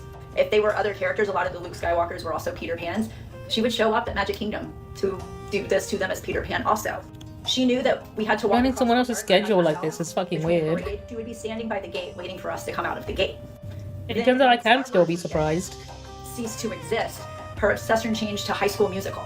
And now we have a High School Musical show at studios every day, so she was in the park a lot more. I say these things evolved because she became more and more entitled through time, and she eventually got trespassed. I don't know what it was that got her trespassed, but she is not allowed on Disney property anymore. I can also think of a story of a male adult guest that did this. 7K views in this. Well done on that. It was just and a video. His behavior got worse and worse. It went from just going up to all the characters all the time to heckling to trying to kiss the characters, and he eventually got kicked out of the park. So I'm not saying that this is the same thing. I'm just saying maybe it could be the same thing. Now, I don't think Tony is a stalker, and I don't think we have enough information presented to us to make a claim like that. We don't know what happens before and after the camera is switched on. TikTok is showing us a very curated version of Tony's life. These are the things that she records and chooses to upload. It's not going to be everything, but of course, if she really likes Peter Pan and she's met him more than once, there's going to be more than one Peter Pan thing on there. And to the best of my knowledge, she hasn't actually broken any rules. There is no rule that because they're pretty trigger happy when it comes to banning people from the parks, aren't they? And they're pretty diligent with making sure people stay banned. There's no rule saying you can't come every week for 10 years. There's nothing saying that. However, just because there is no rule about something, it doesn't mean that someone's not allowed to feel uncomfortable. However, I do think having hundreds and hundreds of people just going and hating on this girl is not productive. It's really just bullying. I mean, yeah, she's right. It is. It's just mob mentality, isn't it? A lot is that the problem isn't necessarily Tony, the problem is Disney. The entire way the parks are structured allows for these kind of interactions to happen. When you watch a lot of these clips, there are long stretches where these interactions seem completely uninterrupted. She's able to spend significant amounts of time with the character, walk alongside him and interact with him without anybody stepping in. There's no security, there's nothing. In the background, you see little kids kind of waiting their turn and wanting to go over to Peter Pan and then not being able to. I feel bad for the kids have to deal with all these Disney adults taking up all the time. A very important question. If Disney is allowing these interactions to happen, why are we putting all of the responsibility on Tony? Disney has deliberately created an environment where people are encouraged to become emotionally attached to these characters. The entire experience is built around meeting them, getting photos, talking to them, getting autographs, and creating these little magical interactions. And there's also an interesting disconnect between the face characters and the mascot characters. There is a big difference between going up to Peter Pan, who is a character that can actually look at you, you can see his body language, you can actually have a human connection with him, and one such as Donald Duck, which is essentially behind a wall and the most you might get is a hug or a wave. Disney also has clear rules when it comes to guest behavior. There are things you are explicitly not allowed to do, such as cosplay, because it might confuse children and they might think there's two Cinderellas. So if Disney can establish rules around what guests can't do, surely there should also be systems for dealing with interactions that are becoming excessive or uncomfortable. If Tony isn't directly being told to stop, why would she think she needs to stop? From her perspective, she's visiting a character she loves, the performers are interacting with her, she's being allowed to do it, nobody is telling her that she's crossed a line, and Disney is continuing to let her into the park. A guest who visits every week, buys tickets, food, merchandise, whatever it may be, spending money in the park, is quite literally a valuable customer, and their bottom line is the money. There is a massive contradiction here. Disney creates an environment specifically designed to encourage people to idolize these characters and repeatedly come back to experience that interaction. And then when one guest takes that enthusiasm to the extreme, the conversation becomes entirely about her behavior and not about the system that set it up. If a performer is genuinely uncomfortable with a particular guest, there should be a system where they can tell management or security and have that interaction be handled discreetly. I'm not saying security need to charge over and publicly remove someone. It could simply be a case of a cast member stepping in, shortening an interaction, or redirecting the guest elsewhere, but ultimately the performer shouldn't have to deal with it themselves while they're standing there in character. We can question whether Tony's behavior has crossed a boundary, we can discuss the double standard, we can talk about parasocial relationships, but if Disney has allowed these interactions to continue for years and nobody involved has directly told her that there's a problem, it's difficult to place the entire responsibility on one guest for a system that was designed to facilitate exactly this kind of interaction in the first place. One of the Peter Pan actors from Disneyland has actually spoken up about how the situation made him feel. Alright. Because I don't think Disney are ever going to do anything about this, because like the people keep coming back week after week are going to keep giving them money, right? Peter in Disneyland. They're totally okay with letting their cast members get harassed, stalked, made feel uncomfortable enough, as long as they keep making money. Tony. So, as you can see in the video, Tony's behavior did make me feel a little awkward and uncomfortable, but at no point did it cross any boundaries of what a character interaction. I think that's basically become part of the job, isn't it? It's become She's expected. very enthusiastic about meeting the character, maybe a little more so than most, but it pays well, at least. The boundary of trying to get to know the performer, and so we need to end the discourse and the harassment and the online toxicity that is being aimed at her. She's doing nothing Based on the people harassing her have done more harassment than she has ever done. At Disneyland. It's a little extra and a little more than So I guess maybe Disney could benefit from having like etiquette. Like, you know how conventions have like cosplays not consent signs? personalities. Maybe something like Disneyland etiquette for guests. Stop the comments and stop the shit. Just to minimize that kind of behavior. I don't know if they ever will. What I say to you all, TikTok, is we need to end the negative discourse and cut off the supply. Like, I'm pretty sure if they get like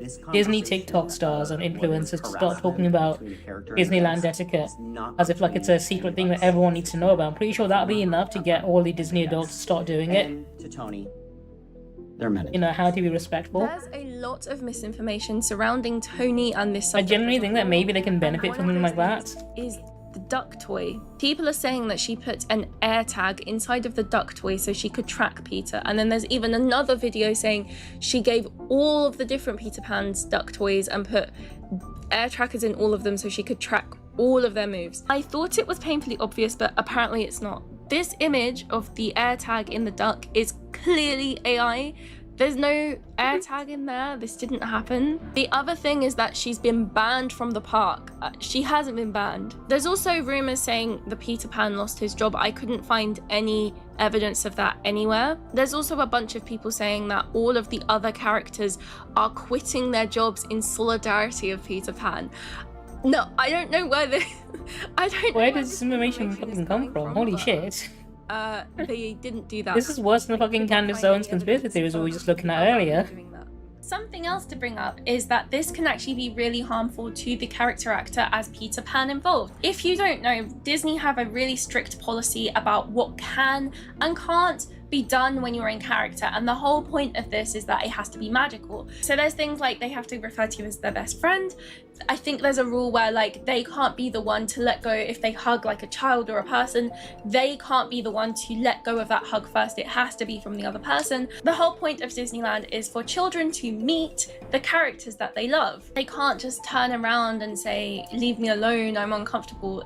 They're not allowed to do that. Disney character actors are not allowed to break character under any circumstances, otherwise it will spoil the magic for the children. That's why it's so dangerous when this girl is like recording him everywhere and his face is slipping and people are clipping the bit where his face slips, because he could potentially lose his job over this. Okay, so in some like cast members have actually lost their job due to people being a little bit too much over familiar or stuff like that with them. Right. Yes, because like, well, there's no rules for like attendees to like, you know, leave people alone and stuff. I think there are rules for the cast members that they need to follow. And I've heard, well, it's not heard, I've seen videos from cast members talking about how they've lost their job due to boundaries being overstepped and stuff, and it gets them in trouble, not the attendees, because the attendees are paying to be there. So it's kind of unfair on them, but I guess this is sort of what they're signing up for, isn't it? Just write it down, make it plain. Amen.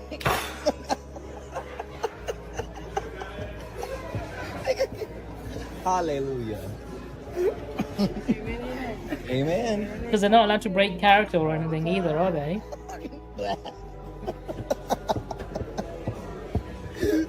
This even happened with the infamous evil queen character. Yeah, this is a story I heard about. Good at her job, but when these videos of her blew up on TikTok, she ended up losing her job because now it's linked to a person and it's spoiling the magic. Disney don't want that. They want to make sure that you're immersed in the character and not the person specifically. So yeah, she lost her job for being too good at it. You don't know what someone is going through and you don't know how their mind works. There could be a plethora of reasons for why she is acting the way that she's acting. I do think it's been blown way out of proportion than it needed to be, but I am interested in what you guys think. Let me know your thoughts and feelings in the comments below. Give this video a thumbs up if you enjoyed it, and remember to subscribe to my channel for more content like this. Thank you so much for watching, and I will see you in the next video. Subscribe to my bestie Amal. We're doing videos together soon as well. We're doing Stranger Things, and we're also reviewing every convention in the UK. Which is going to be on her channel soon.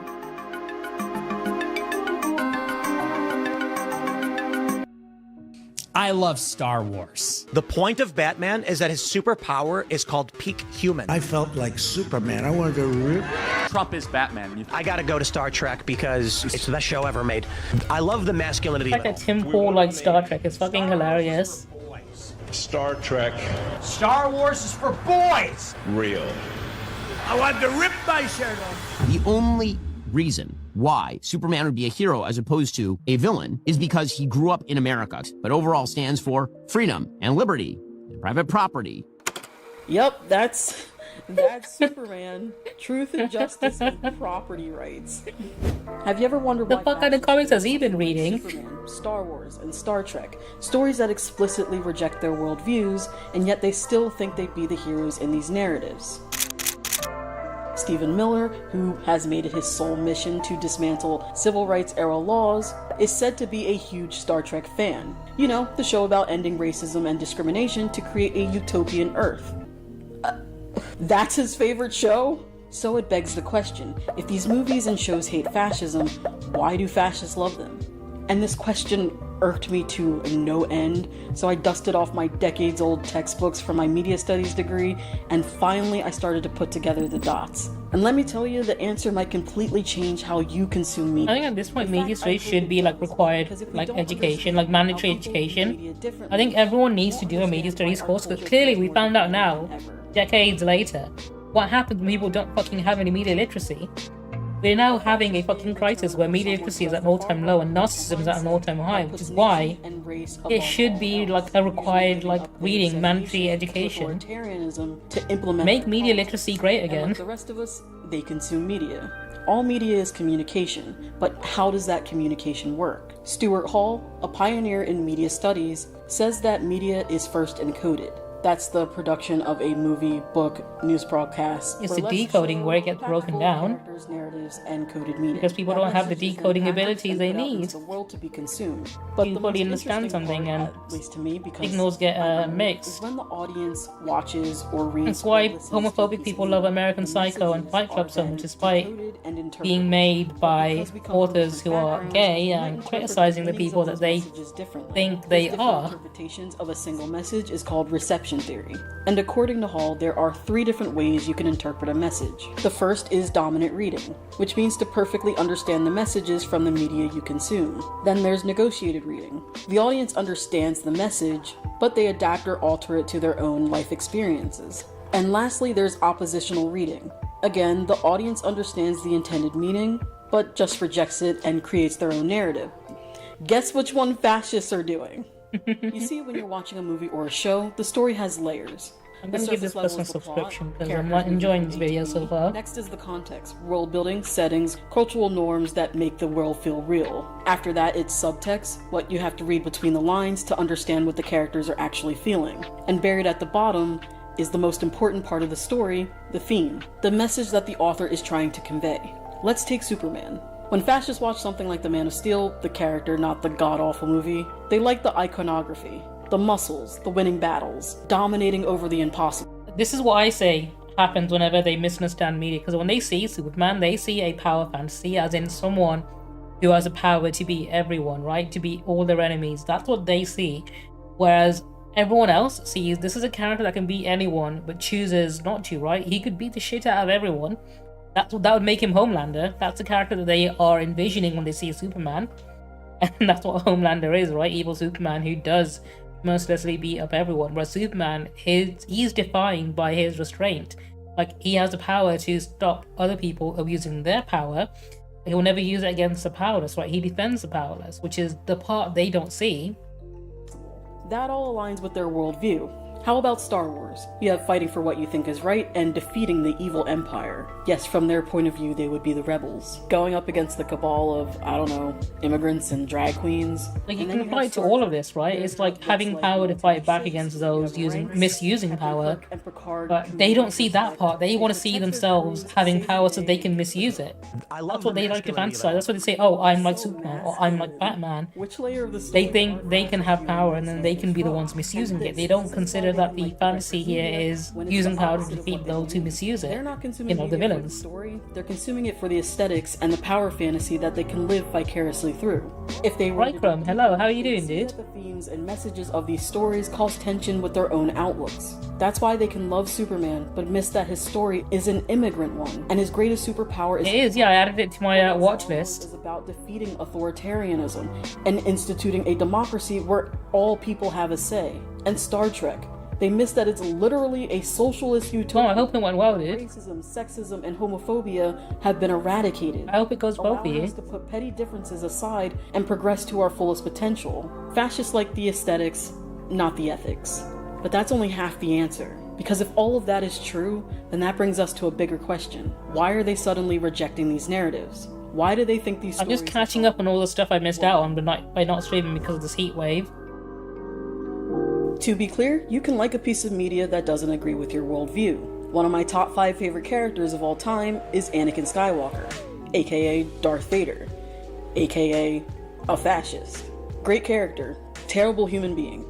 The thing is, I don't agree with him, but I don't want his story to change because of my politics. That being said... Yeah, it's like me with Rorschach from Watchmen. Great character, I don't agree with him, he's a fucking weirdo. What changed about these franchises to make the... But he's a well-written character. As Gavin Grizzle pointed out, Superman 2025 is based on issue number 2 from his solo run back in 1939, literally almost 100 years ago. Clark and Lois were trying to solve racism back in 1970 by turning Lois black. They didn't solve racism, but they tried, damn it. They get an A for effort, I guess. Yes, on the Wokometer. Maybe that's the real punk rock. I think Rorschach as a character is a great example of how extremism can be viewed on a different scale. Like, it's not left-wing or right-wing extremism. His extremism is moral absolutism, which on the surface sounds like it would be a good thing, right? Being morally absolute and steadfast, right? That sounds like a good thing, but it shows you that even when that's pushed to the extreme, it can be a bad thing, because obviously his moral absolutism became what ended up getting him killed in the end and solved nothing. Even Star Wars was created as a mirror of the harm the American... Watchmen legitimately probably is the best thing Zack Snyder ever made, because he never wrote it. David hated it. He has never been George Lucas's strong... I don't think Zack Snyder himself would have the subtlety when it comes to the actual writing to write something that good. And security to my new empire. Your new empire? The entire franchise is an allegory about how the US decimated Vietnam. You did something very interesting with Star Wars, if you think about it. The good guys are the rebels. They're using asymmetric warfare against a highly organized empire. I think we call those guys terrorists today. We call them Mujahideen, we call them Al-Qaeda. When I did it, they were Viet Cong. Exactly. You look at the situation now, where America is so proud of being the biggest economy, the most powerful military force on the planet. It's become the empire from the perspective of a lot of people around the world. It was the empire during the Vietnam War. Based George Lucas. I love that he says it plain as day in front of everyone, and we still have fascist right-wing Star Wars fans who think that they are the good guys. Like that one joke in the third Knives Out movie, Wake Up Dead Man, where the conservative politician Nepo Baby thinks he's the good guy from Star Wars, like, you know, the rebels, when he very clearly is not. Like, it's insane that the creator of the series can outright say this, and there are hundreds of thousands of people within the fandom that completely just miss the message, even though it's spelled out to them so clearly like this. But we never learned, you know, from England or Rome or, you know, a dozen other empires that went on for hundreds of years or sometimes thousands of years. Technically it's Alan Moore. Alan Moore, I like a lot of his work. I don't like all of his work. I think he's someone who has like hits and misses. Like some of his work really great, some of it I think is overrated. But Watchmen is one of those I think is really good, especially when it comes to the art style for the comics. Sexuality was equal. It's generally like really cool how they use color in it. It's like one of the prettiest comics I've read. You know, the art style isn't anything like groundbreaking. It's just the way they use color, which is insane. They use color in the same in a way that, you know, makes use of this three-panel grid format that they use for all the pages. It's one of those that it's really satisfying to read because you can see how strong the artistic direction was. beyond those petty beliefs that have forced. There's also a black and white edition of this I really wanted to get. So you see that the formula, the magic ingredient that many people keep seeking and many of them keep missing is really not in Star Trek. It is in the audience. There is an intelligent life form out on the other side of that television tube. The whole show was an attempt to say that humanity will reach maturity and wisdom on the day that it begins not just to tolerate, but to take a special delight in differences in ideas and different. I think it's one of the reasons why I recommend people reading comics if they can. Like, I think the movies, the story is like superior in every way, don't get me wrong. I think the movie improved a lot on the comic. At the same time, the artwork in the comics are so good. I think everyone should at least read it at least once. Just skim through it even. Actually enjoy those small differences. Take a positive delight in those small differences between our own kind here on this planet, then we do not deserve to go out into space and meet the diversity that's almost certainly out there. Again, this is his favorite show? Nothing has changed about the messages of these franchises. The reason why fascists now see them as woke is because our media is finally catching up to the values it was always trying to convey. You see, even though those characters and shows were progressive for their time, when Superman, Truth, Justice, and American Way back then, that was when black people didn't have voting rights. Women didn't have autonomy over their bodies. This was when Latino and Asian people were either being deported en masse or barred from coming into the country. I know that all sounds familiar right now, and that's kind of the point. Our media has always preached progressive values, but has never practiced it. For about 120 years, media has centered straight white dudes, because it was made by straight white dudes. And only seeing one thing made our society believe that they were the main characters in all our stories, when they're not. We've talked about it on this channel before. It's the media studies concept called cultivation theory. That long-term exposure to media starts to warp your sense of reality. The more you see things, the more you think it's true, even though truthfully, it's not. We have had over a century of progressive themes in our media, but viewing those messages back then was easier to digest and ignore for them when it revolved around straight white men. Think of it as the spoonful of sugar that makes the progressivism go down. But now that marginalized groups have gotten like a smidge of rights, and stories are starting to reflect reality, even if our stories and messages are exactly the same, they look aesthetically different. Now when Superman says truth, justice, and a better tomorrow, and saves a Middle Eastern guy, and the allegory for Palestinians, and Hawkgirl is the one that kills not Netanyahu, and Lois has autonomy and challenges Superman instead of making him a sandwich, and Superman's black best friend is the smartest person on Earth, and they team up to fight the billionaire, and you see where I'm going with this? Same story, looks a little different. The messages are now actually asking fascists to change, and they just don't wanna. And that brings us to the final piece of the puzzle. And they ignore every single time these movies do well, right? Oh, I have that BB-8 as well on my desk. And their heroic deeds differently because of the environment they have built themselves. Stuart Hall, the encoding and decoding guy, says whether or not communication succeeds is based on our ability to understand one another. But if you've been conditioned through our media that white men are the center, they're the best leaders, they're the smartest, they're the bestest boys ever, then you probably haven't been conditioned to understand others outside of that group. And this is why Elon Musk has said that empathy is being weaponized. Suicidal empathy. Yes. So, is that you prey upon people's empathy. You say like, well, you feel sorry for something, for some group. The man who has no fucking empathy at all, apparently. And that empathy is to such a degree that it is suicidal to your country or culture. If you take empathy out of Superman, what do you get? You get like Homelander, a fascist. If you take empathy out of Star Wars, you get authoritarian regimes winning. And if you take empathy out of Star Trek, you get fascism thriving. When you're focused on the aesthetics, if you're perceived as masculine or not, in control or not, or powerful or not, then you're not focused on how we treat one another. Empathy is not being weaponized, it's just being asked for. Richest man in the world, and you can't afford to pay anyone to hang out with him. If that's too much to ask, you're not Superman. The fact that all of his kids hate him, even the one that he made using fucking computers and AI. You're not Luke Skywalker. You're literally... Brock was asking for him to be assassinated because he's a pedophile, like, very recently, after he's, like, his millionth lobotomy. You're watching your next movie or TV show and walking away disagreeing with human decency. I love how often Brock just turns on him. Did you change? I appreciate my patrons, you know? They are awesome. Thank you for supporting the channel.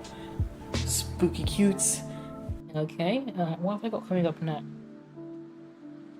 I'll save the rest for later. I'm gonna have a quick BRB. I'm gonna let the ads play, because I know there's an ad break coming up. Watch this. Watch this. Let's chat. Okie dokie. I'm gonna have a quick BRB. I'm gonna go piss. And then I'm gonna switch over to playing some Death Stranding like this. I'll be back in just a moment. Be right back.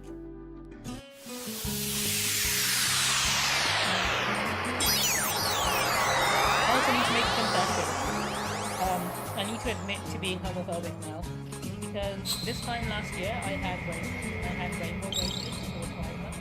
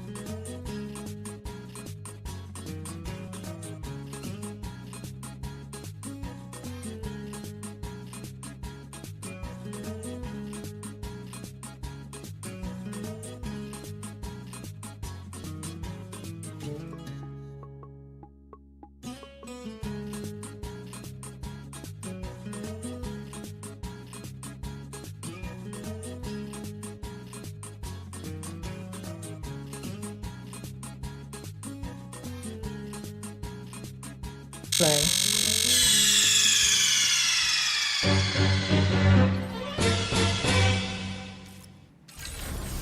Well, I return.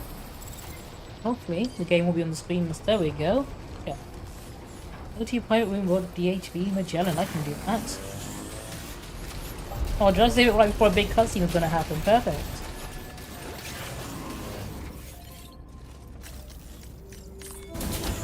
I think I did, didn't I? I've got snacks and everything. I'm ready for this.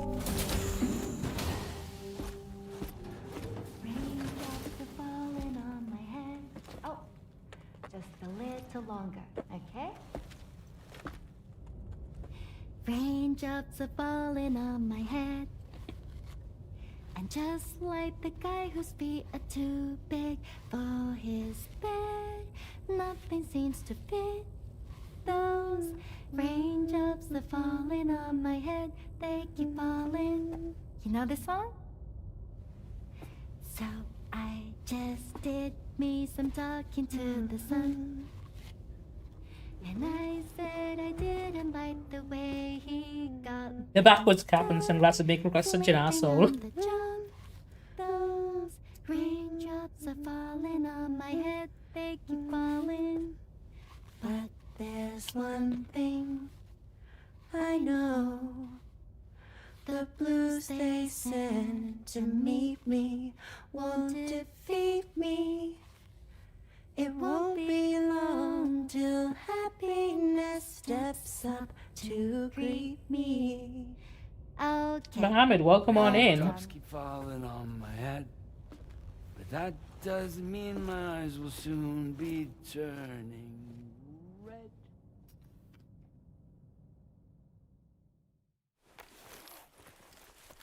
He interrupted the karaoke session. I'm doing good, dude. I'm hoping you're doing well.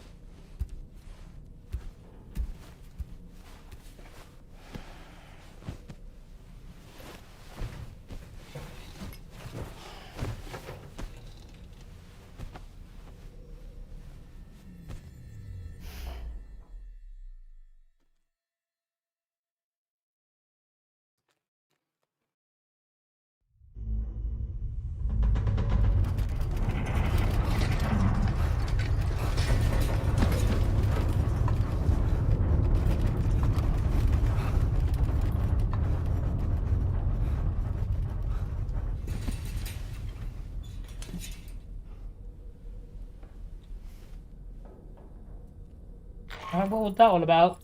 Are you alright, Sam? That was a gatequake just now. It seems West Fort Knott was hit hard, and their Cairo printer is no longer working. I'm afraid we won't be able to continue expanding the network until it's back up and running. Pick up your next main order via the terminal at the F2 South Distribution Center.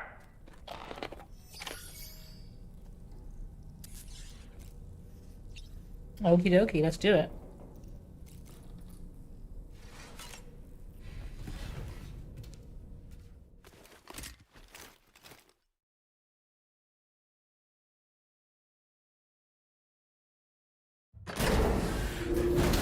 I should probably take that cap and sunglasses off as well, because it looks silly in cutscenes now. I think I've had enough fun with this.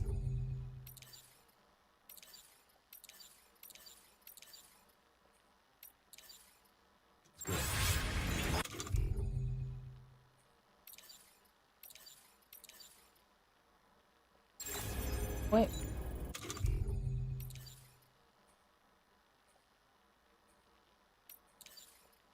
Got gaming and marketing as well.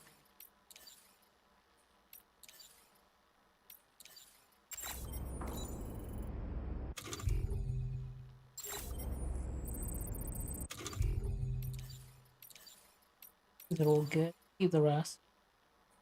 What options do I have? Got a harmonica.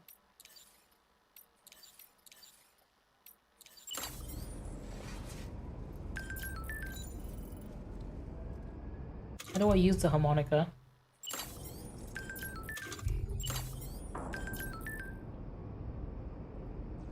No, do I not have the ability to use it? No, it's just for display, I guess. Okay.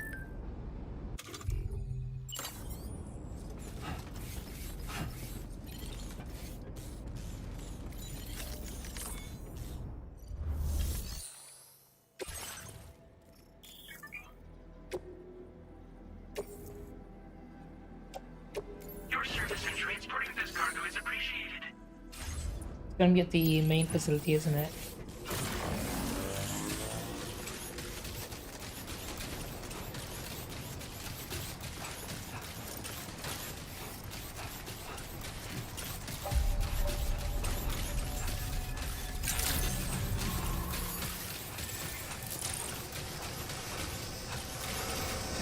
I find it weird that they gave him the ability to double jump.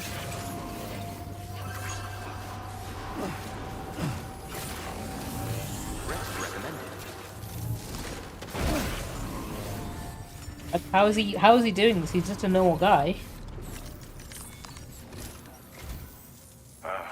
So you made it out okay. Those tremors were intense, but we're doing fine here. I think West Fort Knott got the worst of it though. Your cargo has already been prepared. If you could deliver it to West Fort Knott as quickly as you can, that'd be great. We need to support each other at times like these, so pick up the priority order from the delivery terminal right away. I'm counting on you, Sam.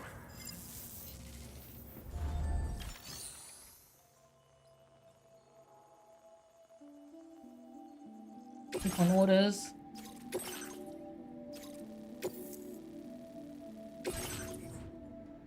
Oh, that's a lot of shit. Okay.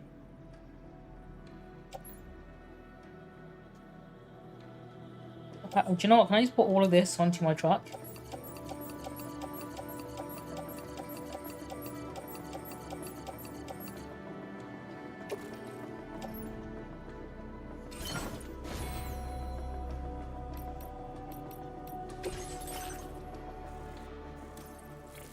Warning.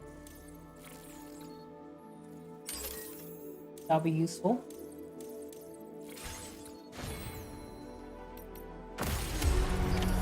Order accepted. Thank you.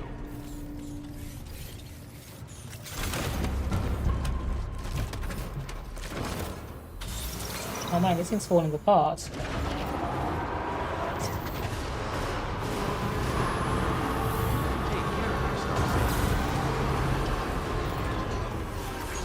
Which way am I going?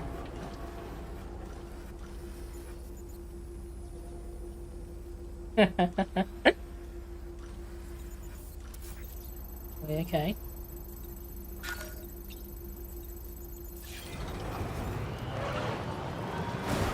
Don't follow the road most of the way there.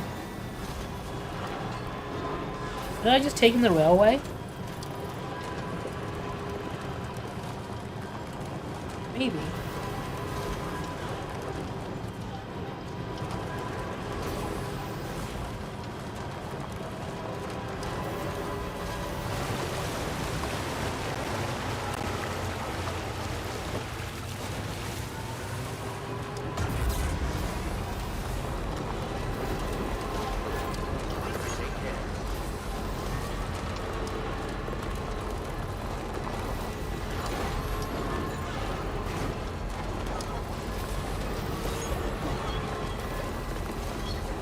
No, it wasn't complete. I'd stop and then I'd have to carry it by hand from here. Okay, no.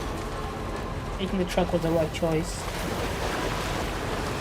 Although I am running out of energy on this. I should have brought a charger with me.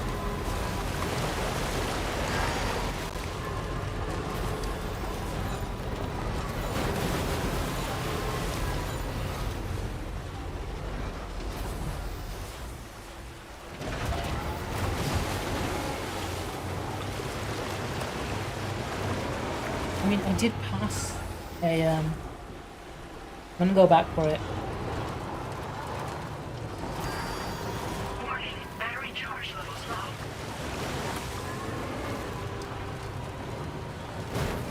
I should have stopped and charged it there when I could have.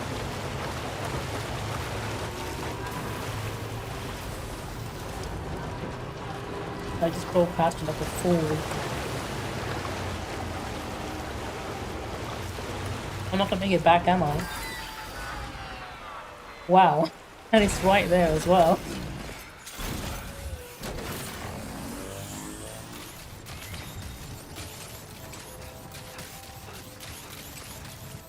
Got all my cargo on it, there's not much else I can do. I need to bring that with me. I might need to reload my save file and do it again.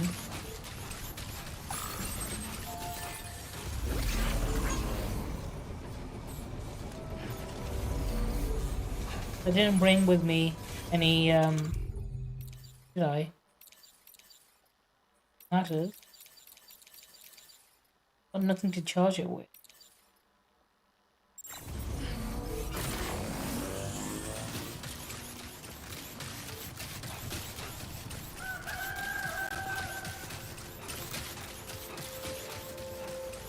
I don't know if it's solar powered or not. Would it recharge during the sun? I don't think it would. Not going anywhere in this. I'm gonna have to reload my save file, screw this up.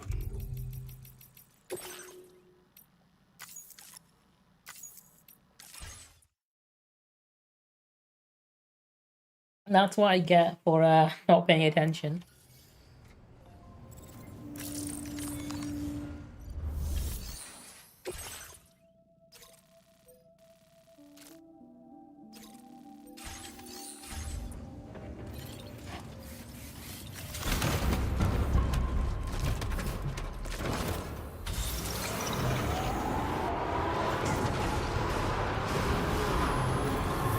This time I know better.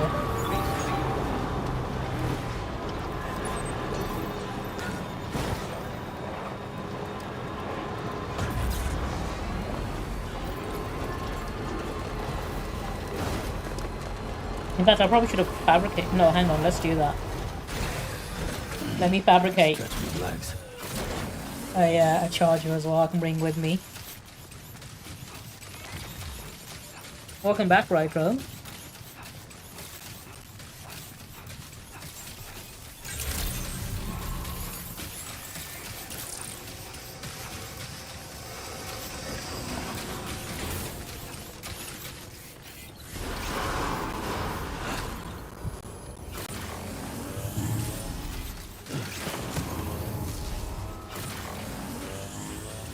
Yeah, I'm very excited about this heat wave finally being over. I'm getting some rain again. This country is so fucking dehydrated right now. Right, fabricate. I want one of these.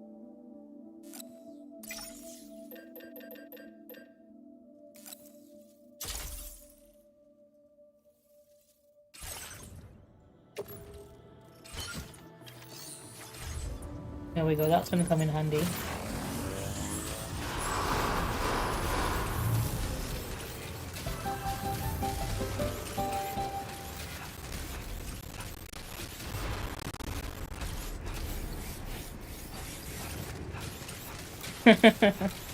I've seen some comments on some of those, like from weird ass people.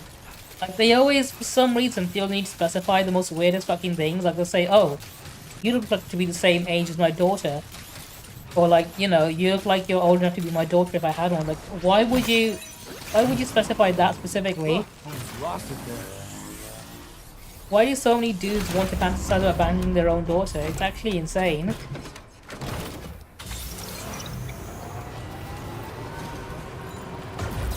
Feels good.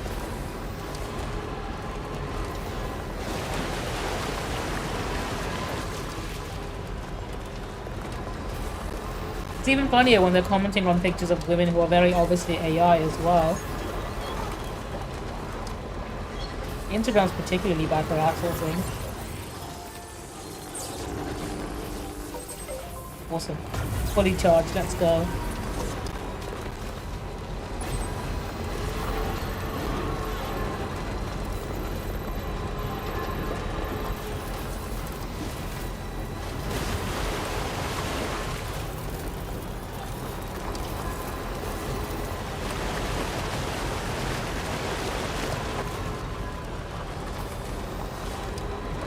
Jump over this river. Almost. It saved me using more energy to get through it.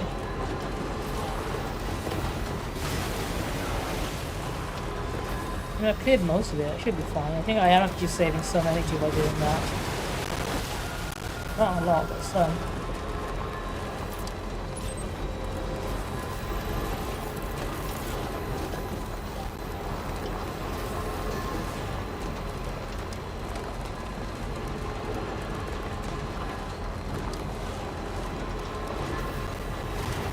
I think someone else has set the charger nearby the destination along the route.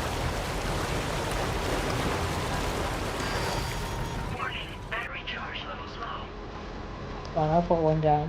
I came prepared. I probably should have brought more than one though.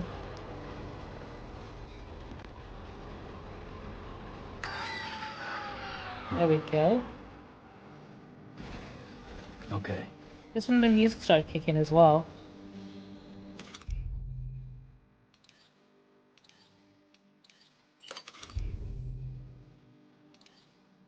Need generator. Nice.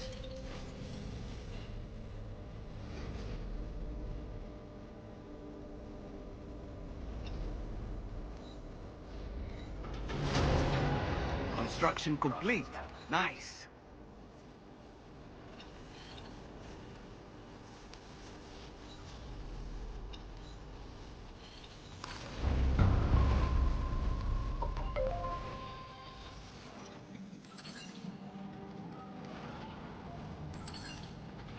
Fully charged, let's go. She would make it there, I think. Now leaving chiral network coverage.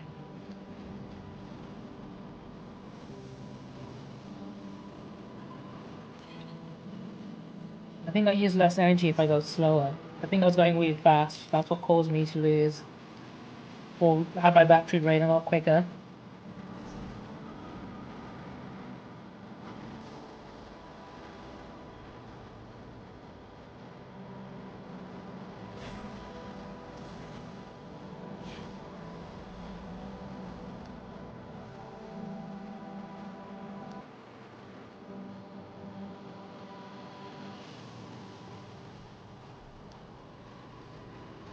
I'll probably have to mute this music later on my YouTube VOD. Kojima loves putting in his licensed music.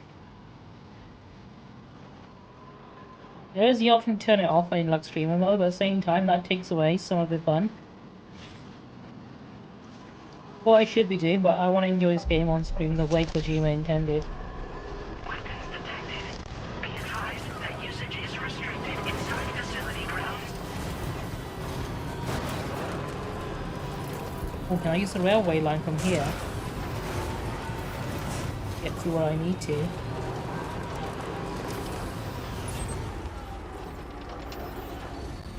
I don't know if it'll take me all the way there, will it?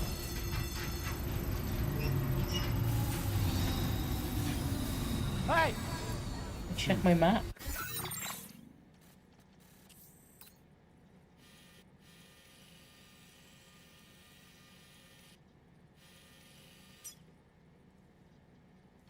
Oh, it will actually. Hang on. Maybe I should just do that then.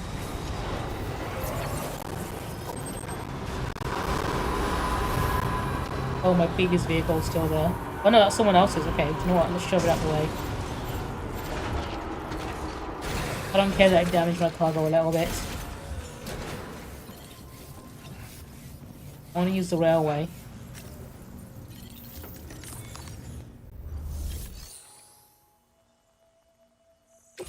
Monorail, and I want to go to there. Load vehicle.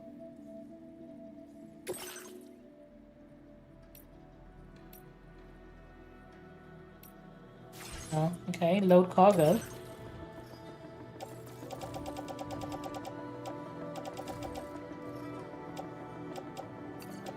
Yeah, we'll just take it straight there from here then. Much easier.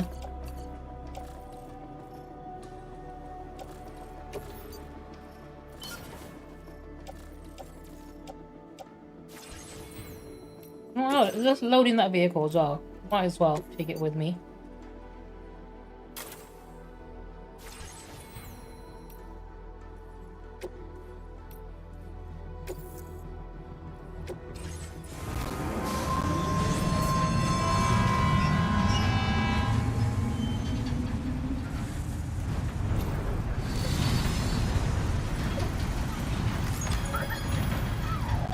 Now this is living! Coverage.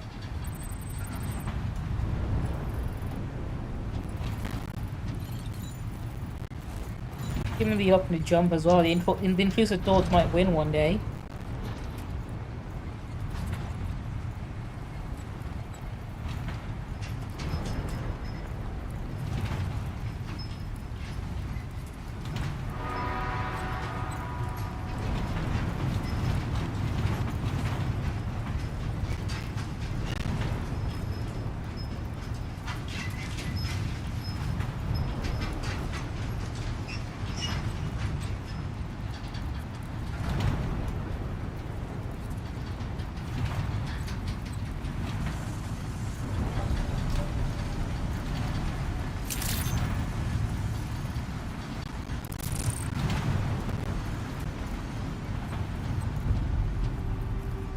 I know, it's a miracle, right?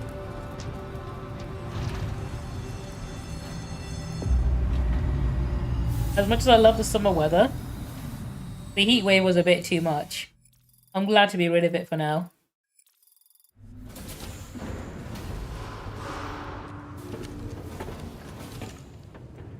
For one moment, I think. If I remember correctly, I must have put the graphics settings down. I can probably put them back up again. Difficulty, I want. Yeah, let's do that. There we go. Because I remember playing it on Steam Deck, but also when I streamed it last time, I was streaming it to TikTok at the same time. Why I had to lower it quite a bit.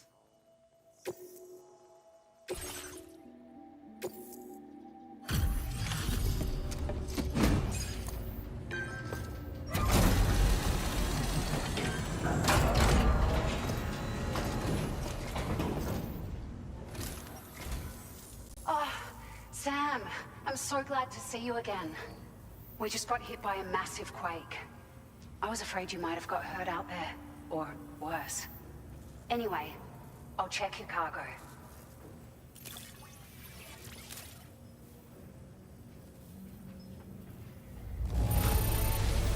The cargo looks downright perfect to me. You certainly are good at what you do. Apart from the part time when I damaged it on purpose to move that fucking vehicle out the way. I still managed to get an S rank. Okay. I mean, I guess it was only slightly damaged. It feels as though we're always leaning on you for support. Please allow us to return the favor with this data. I always find it weird when they pronounce data as data. Just wanted to let you know that we're increasing the amount of materials you can withdraw.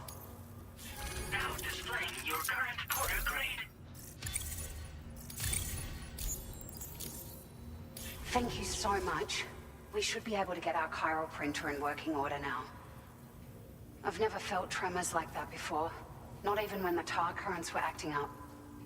It makes me pretty concerned about other folks living nearby. But at least the monorail you patched up seems to be none the worse for wear. I mean, it ended up being very useful for me. Out of curiosity, have you restored any of the other large mines? They'd be a great source of materials if you were ever in need.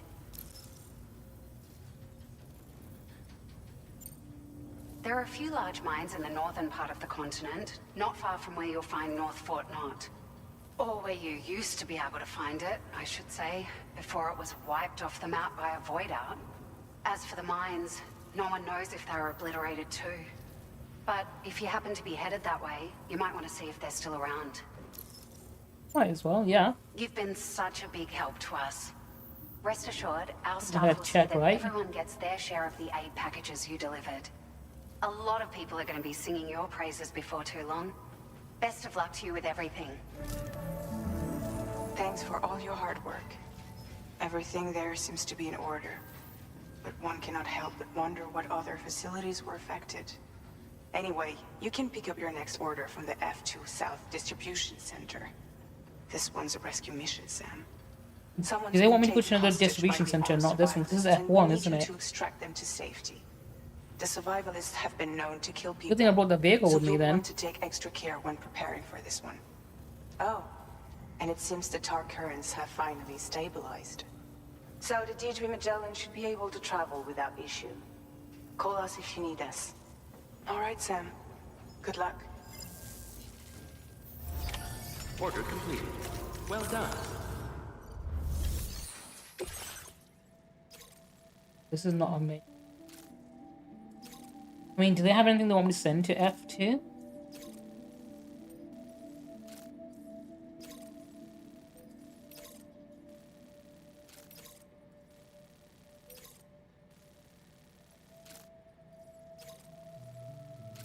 I can take that if I'm heading that way anyway.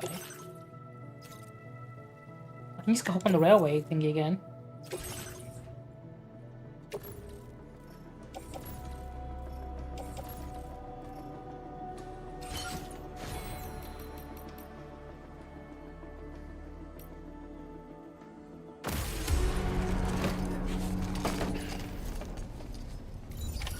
Order accepted.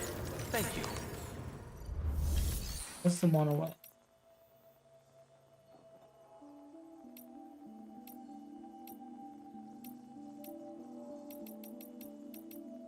Wait, can I not take it again? I took it to get here. Why can I not take it again?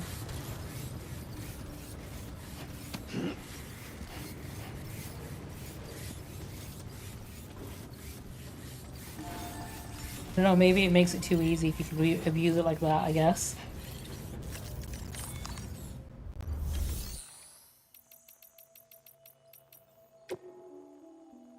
Use one, there we go.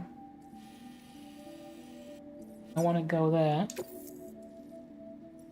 Incomplete rail sections, okay.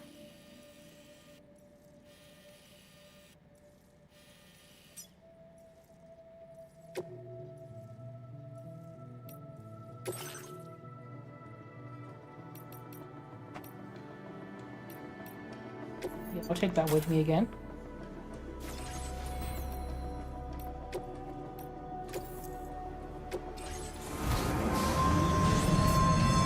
And I can just drive from there.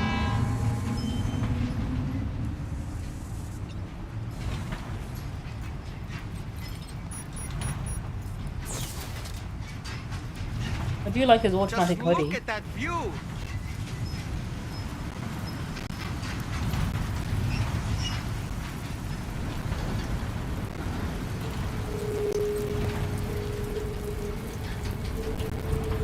Enough already. Is it like this? You don't have to worry about ghosts attacking you.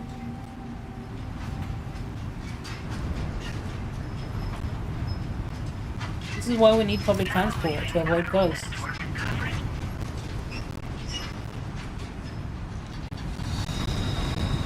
Oh, hang on. My stream disconnect for a moment. Looks like it did. In which case, let me quickly change my category again.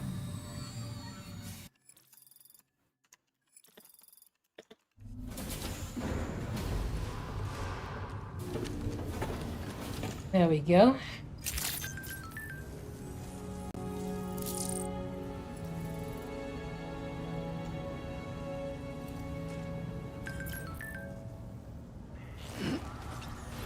Okay, let me take the bike this time.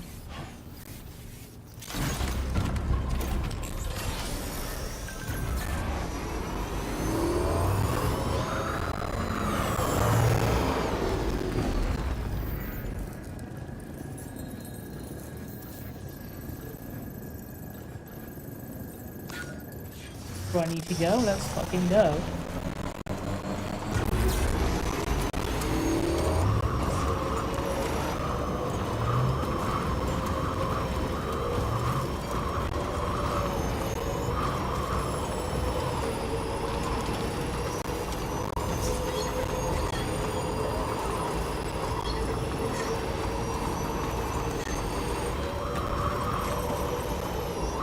Is that my generator? Somewhere else's. Well, I'm gonna use it when I can. I don't want to end up having the same problems before, when I run out of battery halfway through.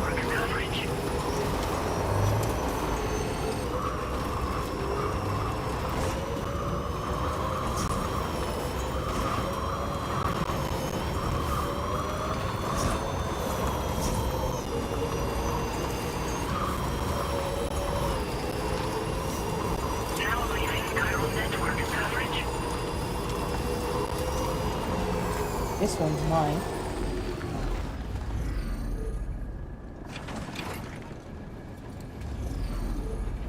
So it appears to be out of charge. Okay, hang on.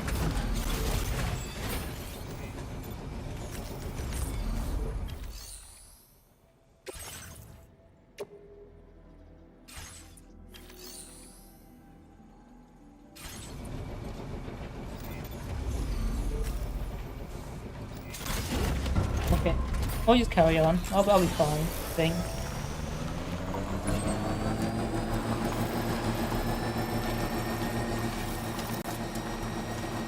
I mean, I can carry this car if I need to.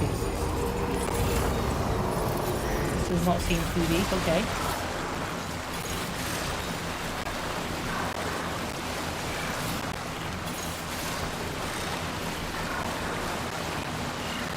Yeah, I can make it. It's only 900. Less than a kilometer away. Battery should last long enough for that. Can I just, like, do that and get through here? I can. Okay.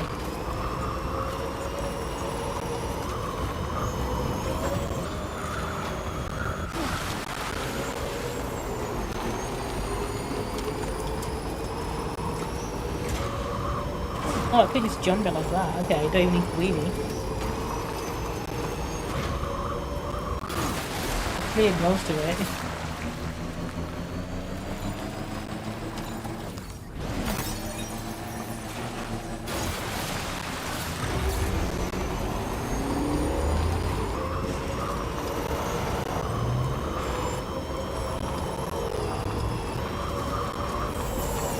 Charge me up. Perfect.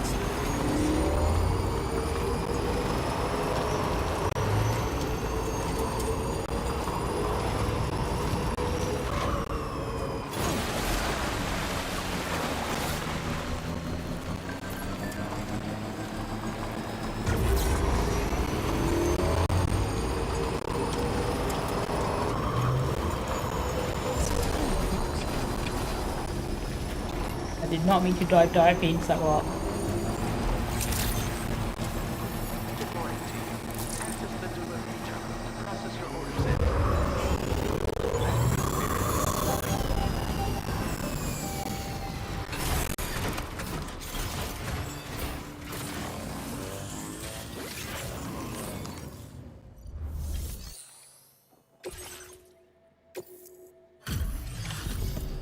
Right, you can have that. Now give me my main quest.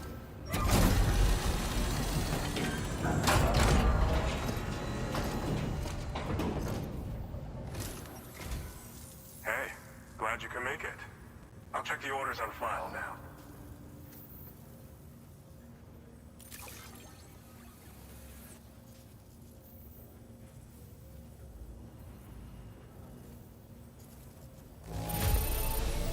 There don't seem to be any problems with this cargo. One less thing to worry about. Now displaying your current porter grade. See you. Order completed. Well done. Alright. Rescue the Dowser's friend from the armed survivalists. Got you. Hey Sam, Charlie here. This order is a hostage rescue operation. The target for extraction is this man. He was I'm guessing they won't let me do the Hannibal protocol, right? Communications abruptly ceased. He went there at the behest of the Dowser, who No resides game. The only game I think that does let you do that is Watch Dogs, Take heed that the which was hilarious. is currently under the Sometimes. control of the armed survivalists. A faction whose members have no reservations about using lethal force and should be considered a serious threat. To make matters worse, some of them have been observed wearing armor as well as active skeletons. Such enemies will possess increased mobility and defensive capabilities. It would therefore be prudent to bring equipment to counter these advantages. There's no telling how much longer they'll keep the hostage alive. But you go in heavily Saving armed. him may help us to pursue future objectives in this region and beyond. Regardless, this is a matter of life and death for the Dowser's friend. Give your preparations all due consideration. He's counting on you, Sam. No worries, Riker. I'm gonna have a quick BRB as well, because I know there's gonna be ads playing in a few minutes. So let me start this quest. Fabricate some equipment. Let's have a look. Combat boots. Fuck yeah, give me those. In a request bay, we can get one. Battle skeleton. I need one of these. Got an assault rifle. Let's get a shotgun. And a grenade pistol. Let's fabricate all this.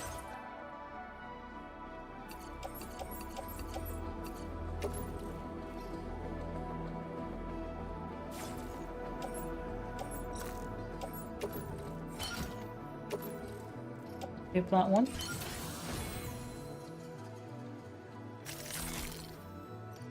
I also need to change some of my management. There is some stuff that I don't need. Don't think I'll be doing these.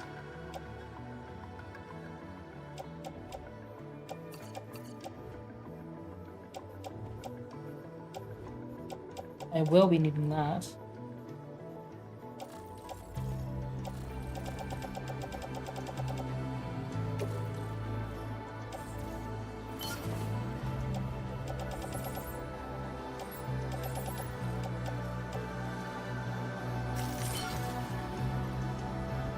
I don't think I need that many pairs of boots. Why?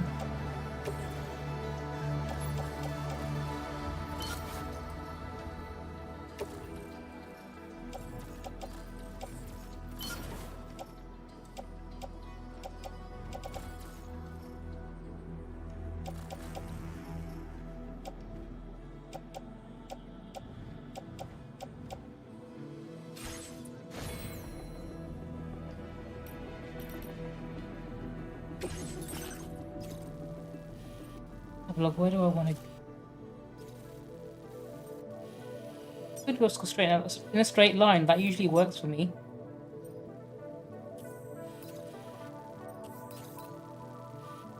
Follow this road up to here.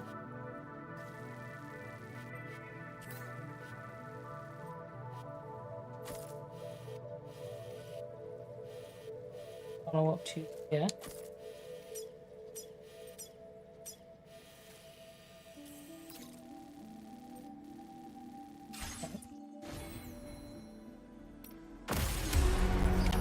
Order accepted. Thank you.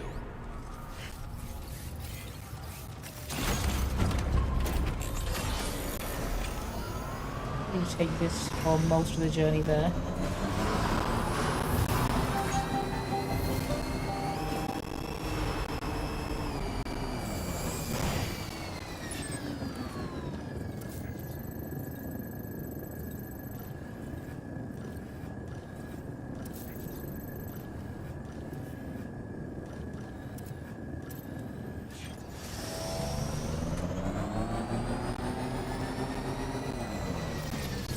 Before I do start this quest, let me pause it and have a quick BRB and refill my drink and get some more snacks. I'll be back in just a moment. Be right back.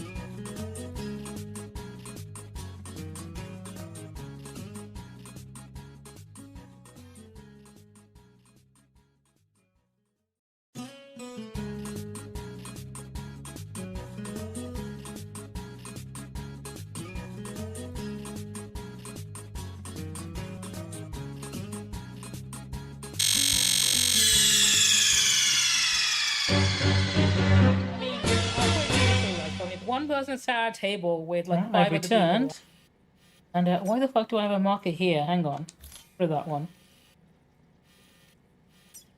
This is what I want to have first.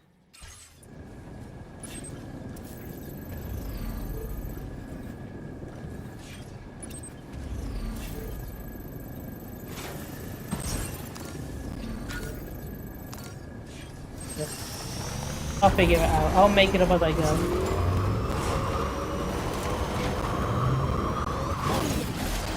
It would have been a great jump if I nailed it. I almost had it.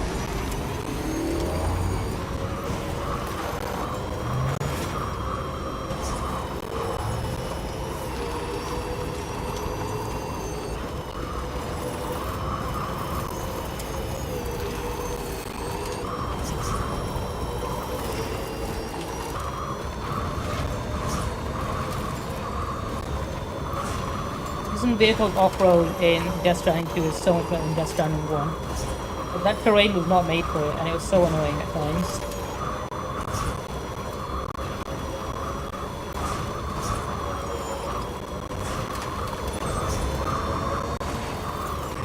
Oh shit. That could have gone worse.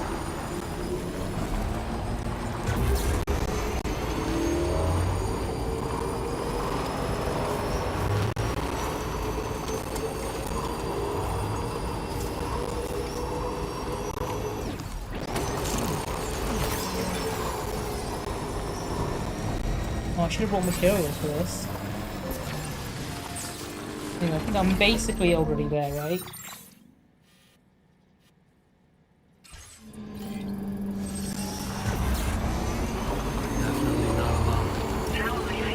Survivalists. Let me back it up a little bit.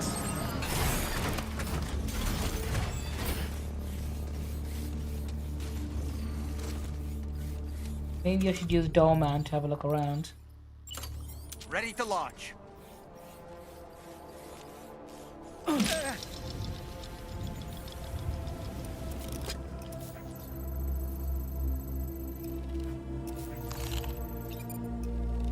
Oh, there's one.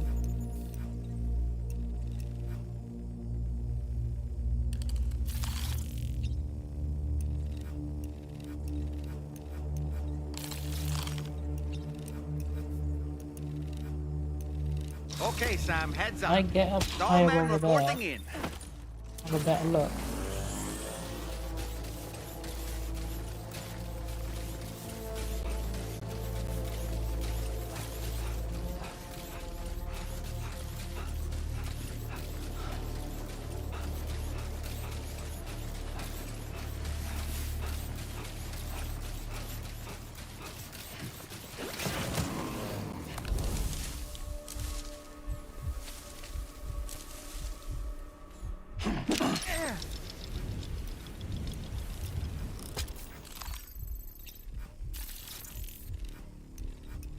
Where are you?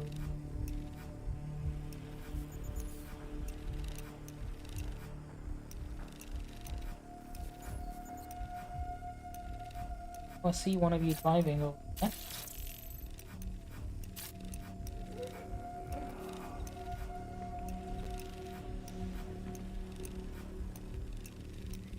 It annoys me how frequently Doorman is blinking. But maybe he needs to see an optometrist about that. I get it to be slightly more realistic, but at the same time, nobody blinks this much. It's not gonna make him stay dark as the sun or anything. And can I do that? Will that change how much he blinks if I stare darkly at the sun like this? I can't see it very well from here. Mountains are in the way, okay.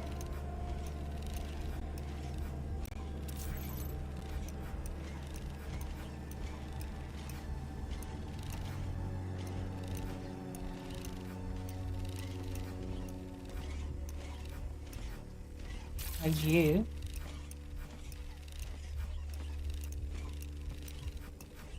For you, but I think you're a bit too far. Okay, there we go.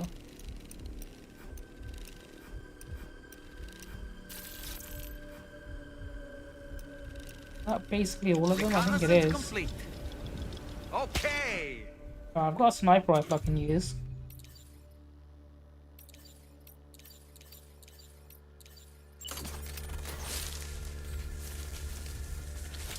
Probably the best gun for... Oh man, he had a helmet on, that's unfair.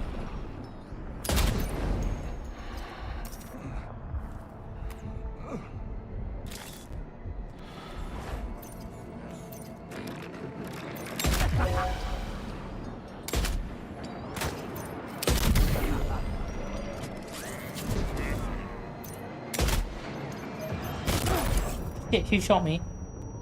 Oh boy. Somebody got me.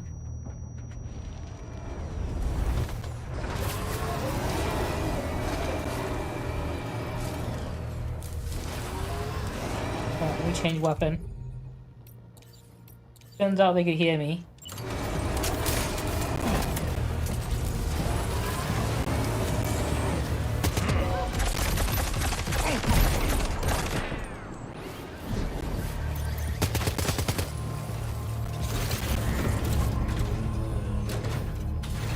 Don't want to use that.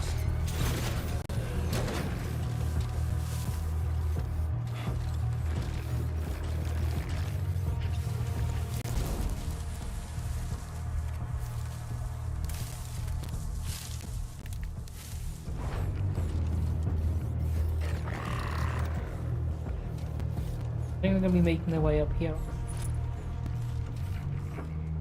Use my sniper rifle again.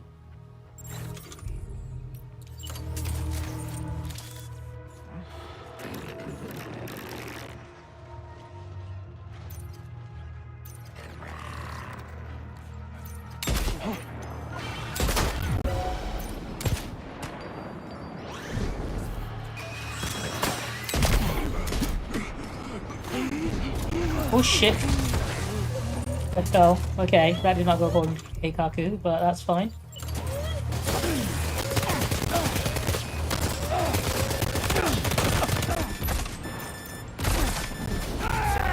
Nope, that's my fault. I fell off the cliff.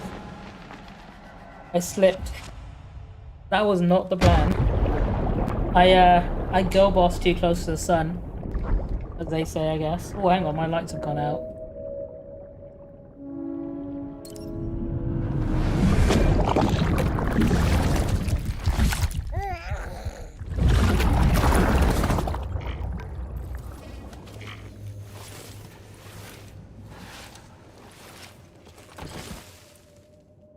Oh, I've lost all my equipment. Okay. Let me sort out my lighting real quick. I see you've returned from the seam at last, Sam. I'm afraid your cargo was stolen, Sam. Taken and stashed in an enemy postbox, I believe. The location should be marked on your map, though. Let's go and get it back. Fucking threw me in the trash.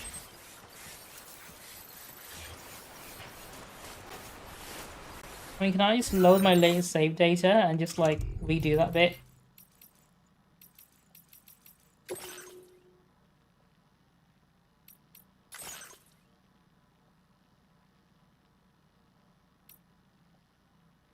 Oh, I should drive there again, okay. Okay, we'll do that and not fall off the cliff.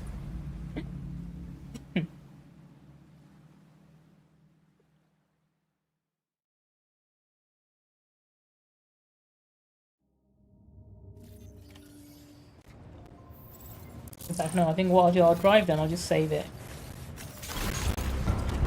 So I've been streaming for over 3 hours now.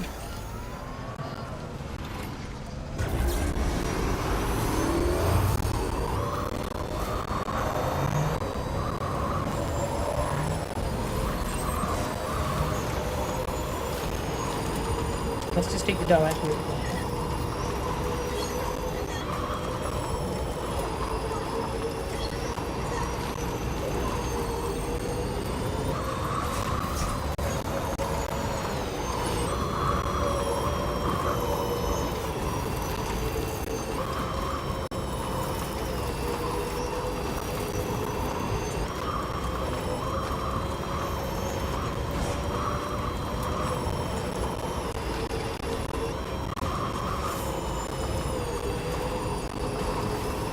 navigate through this field of rocks.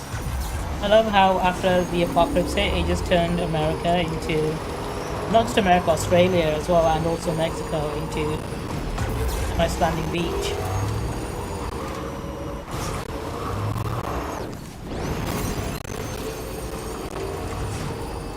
I need to keep in mind that my sniper rifle is not silenced.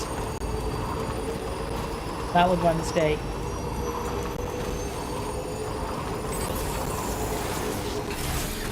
Okay. I'll stop here. I'm gonna save it here.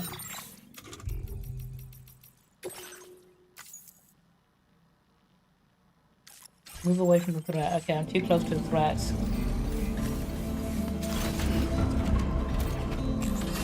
Further back.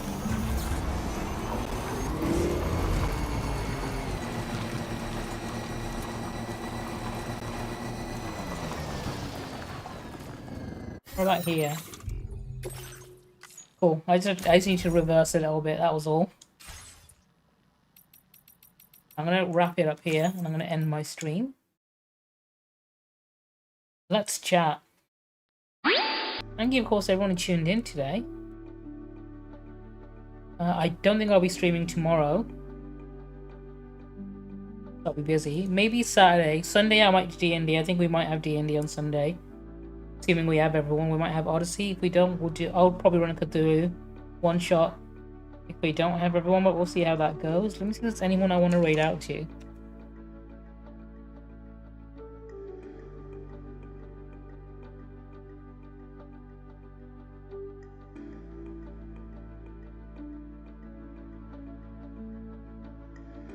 Maybe, okay, I've got a few people. Let me see how long they've been live for before I Alright, let's have a look. How long have you all been live? Okay, very recently. Let's go. I'm gonna send you all to Pixie Cake Base, who I love. She's currently playing some Darkest Dungeon. I hope you enjoy watching her stream, and I'll see you most likely this weekend. If it's not Saturday, it'll be Sunday for D&D. And if it's neither of those things, I'm a complete liar, I guess. We'll see how it goes. Anyway, enjoy watching Pixie. I'll see you guys later. Sayonara. Sayonara.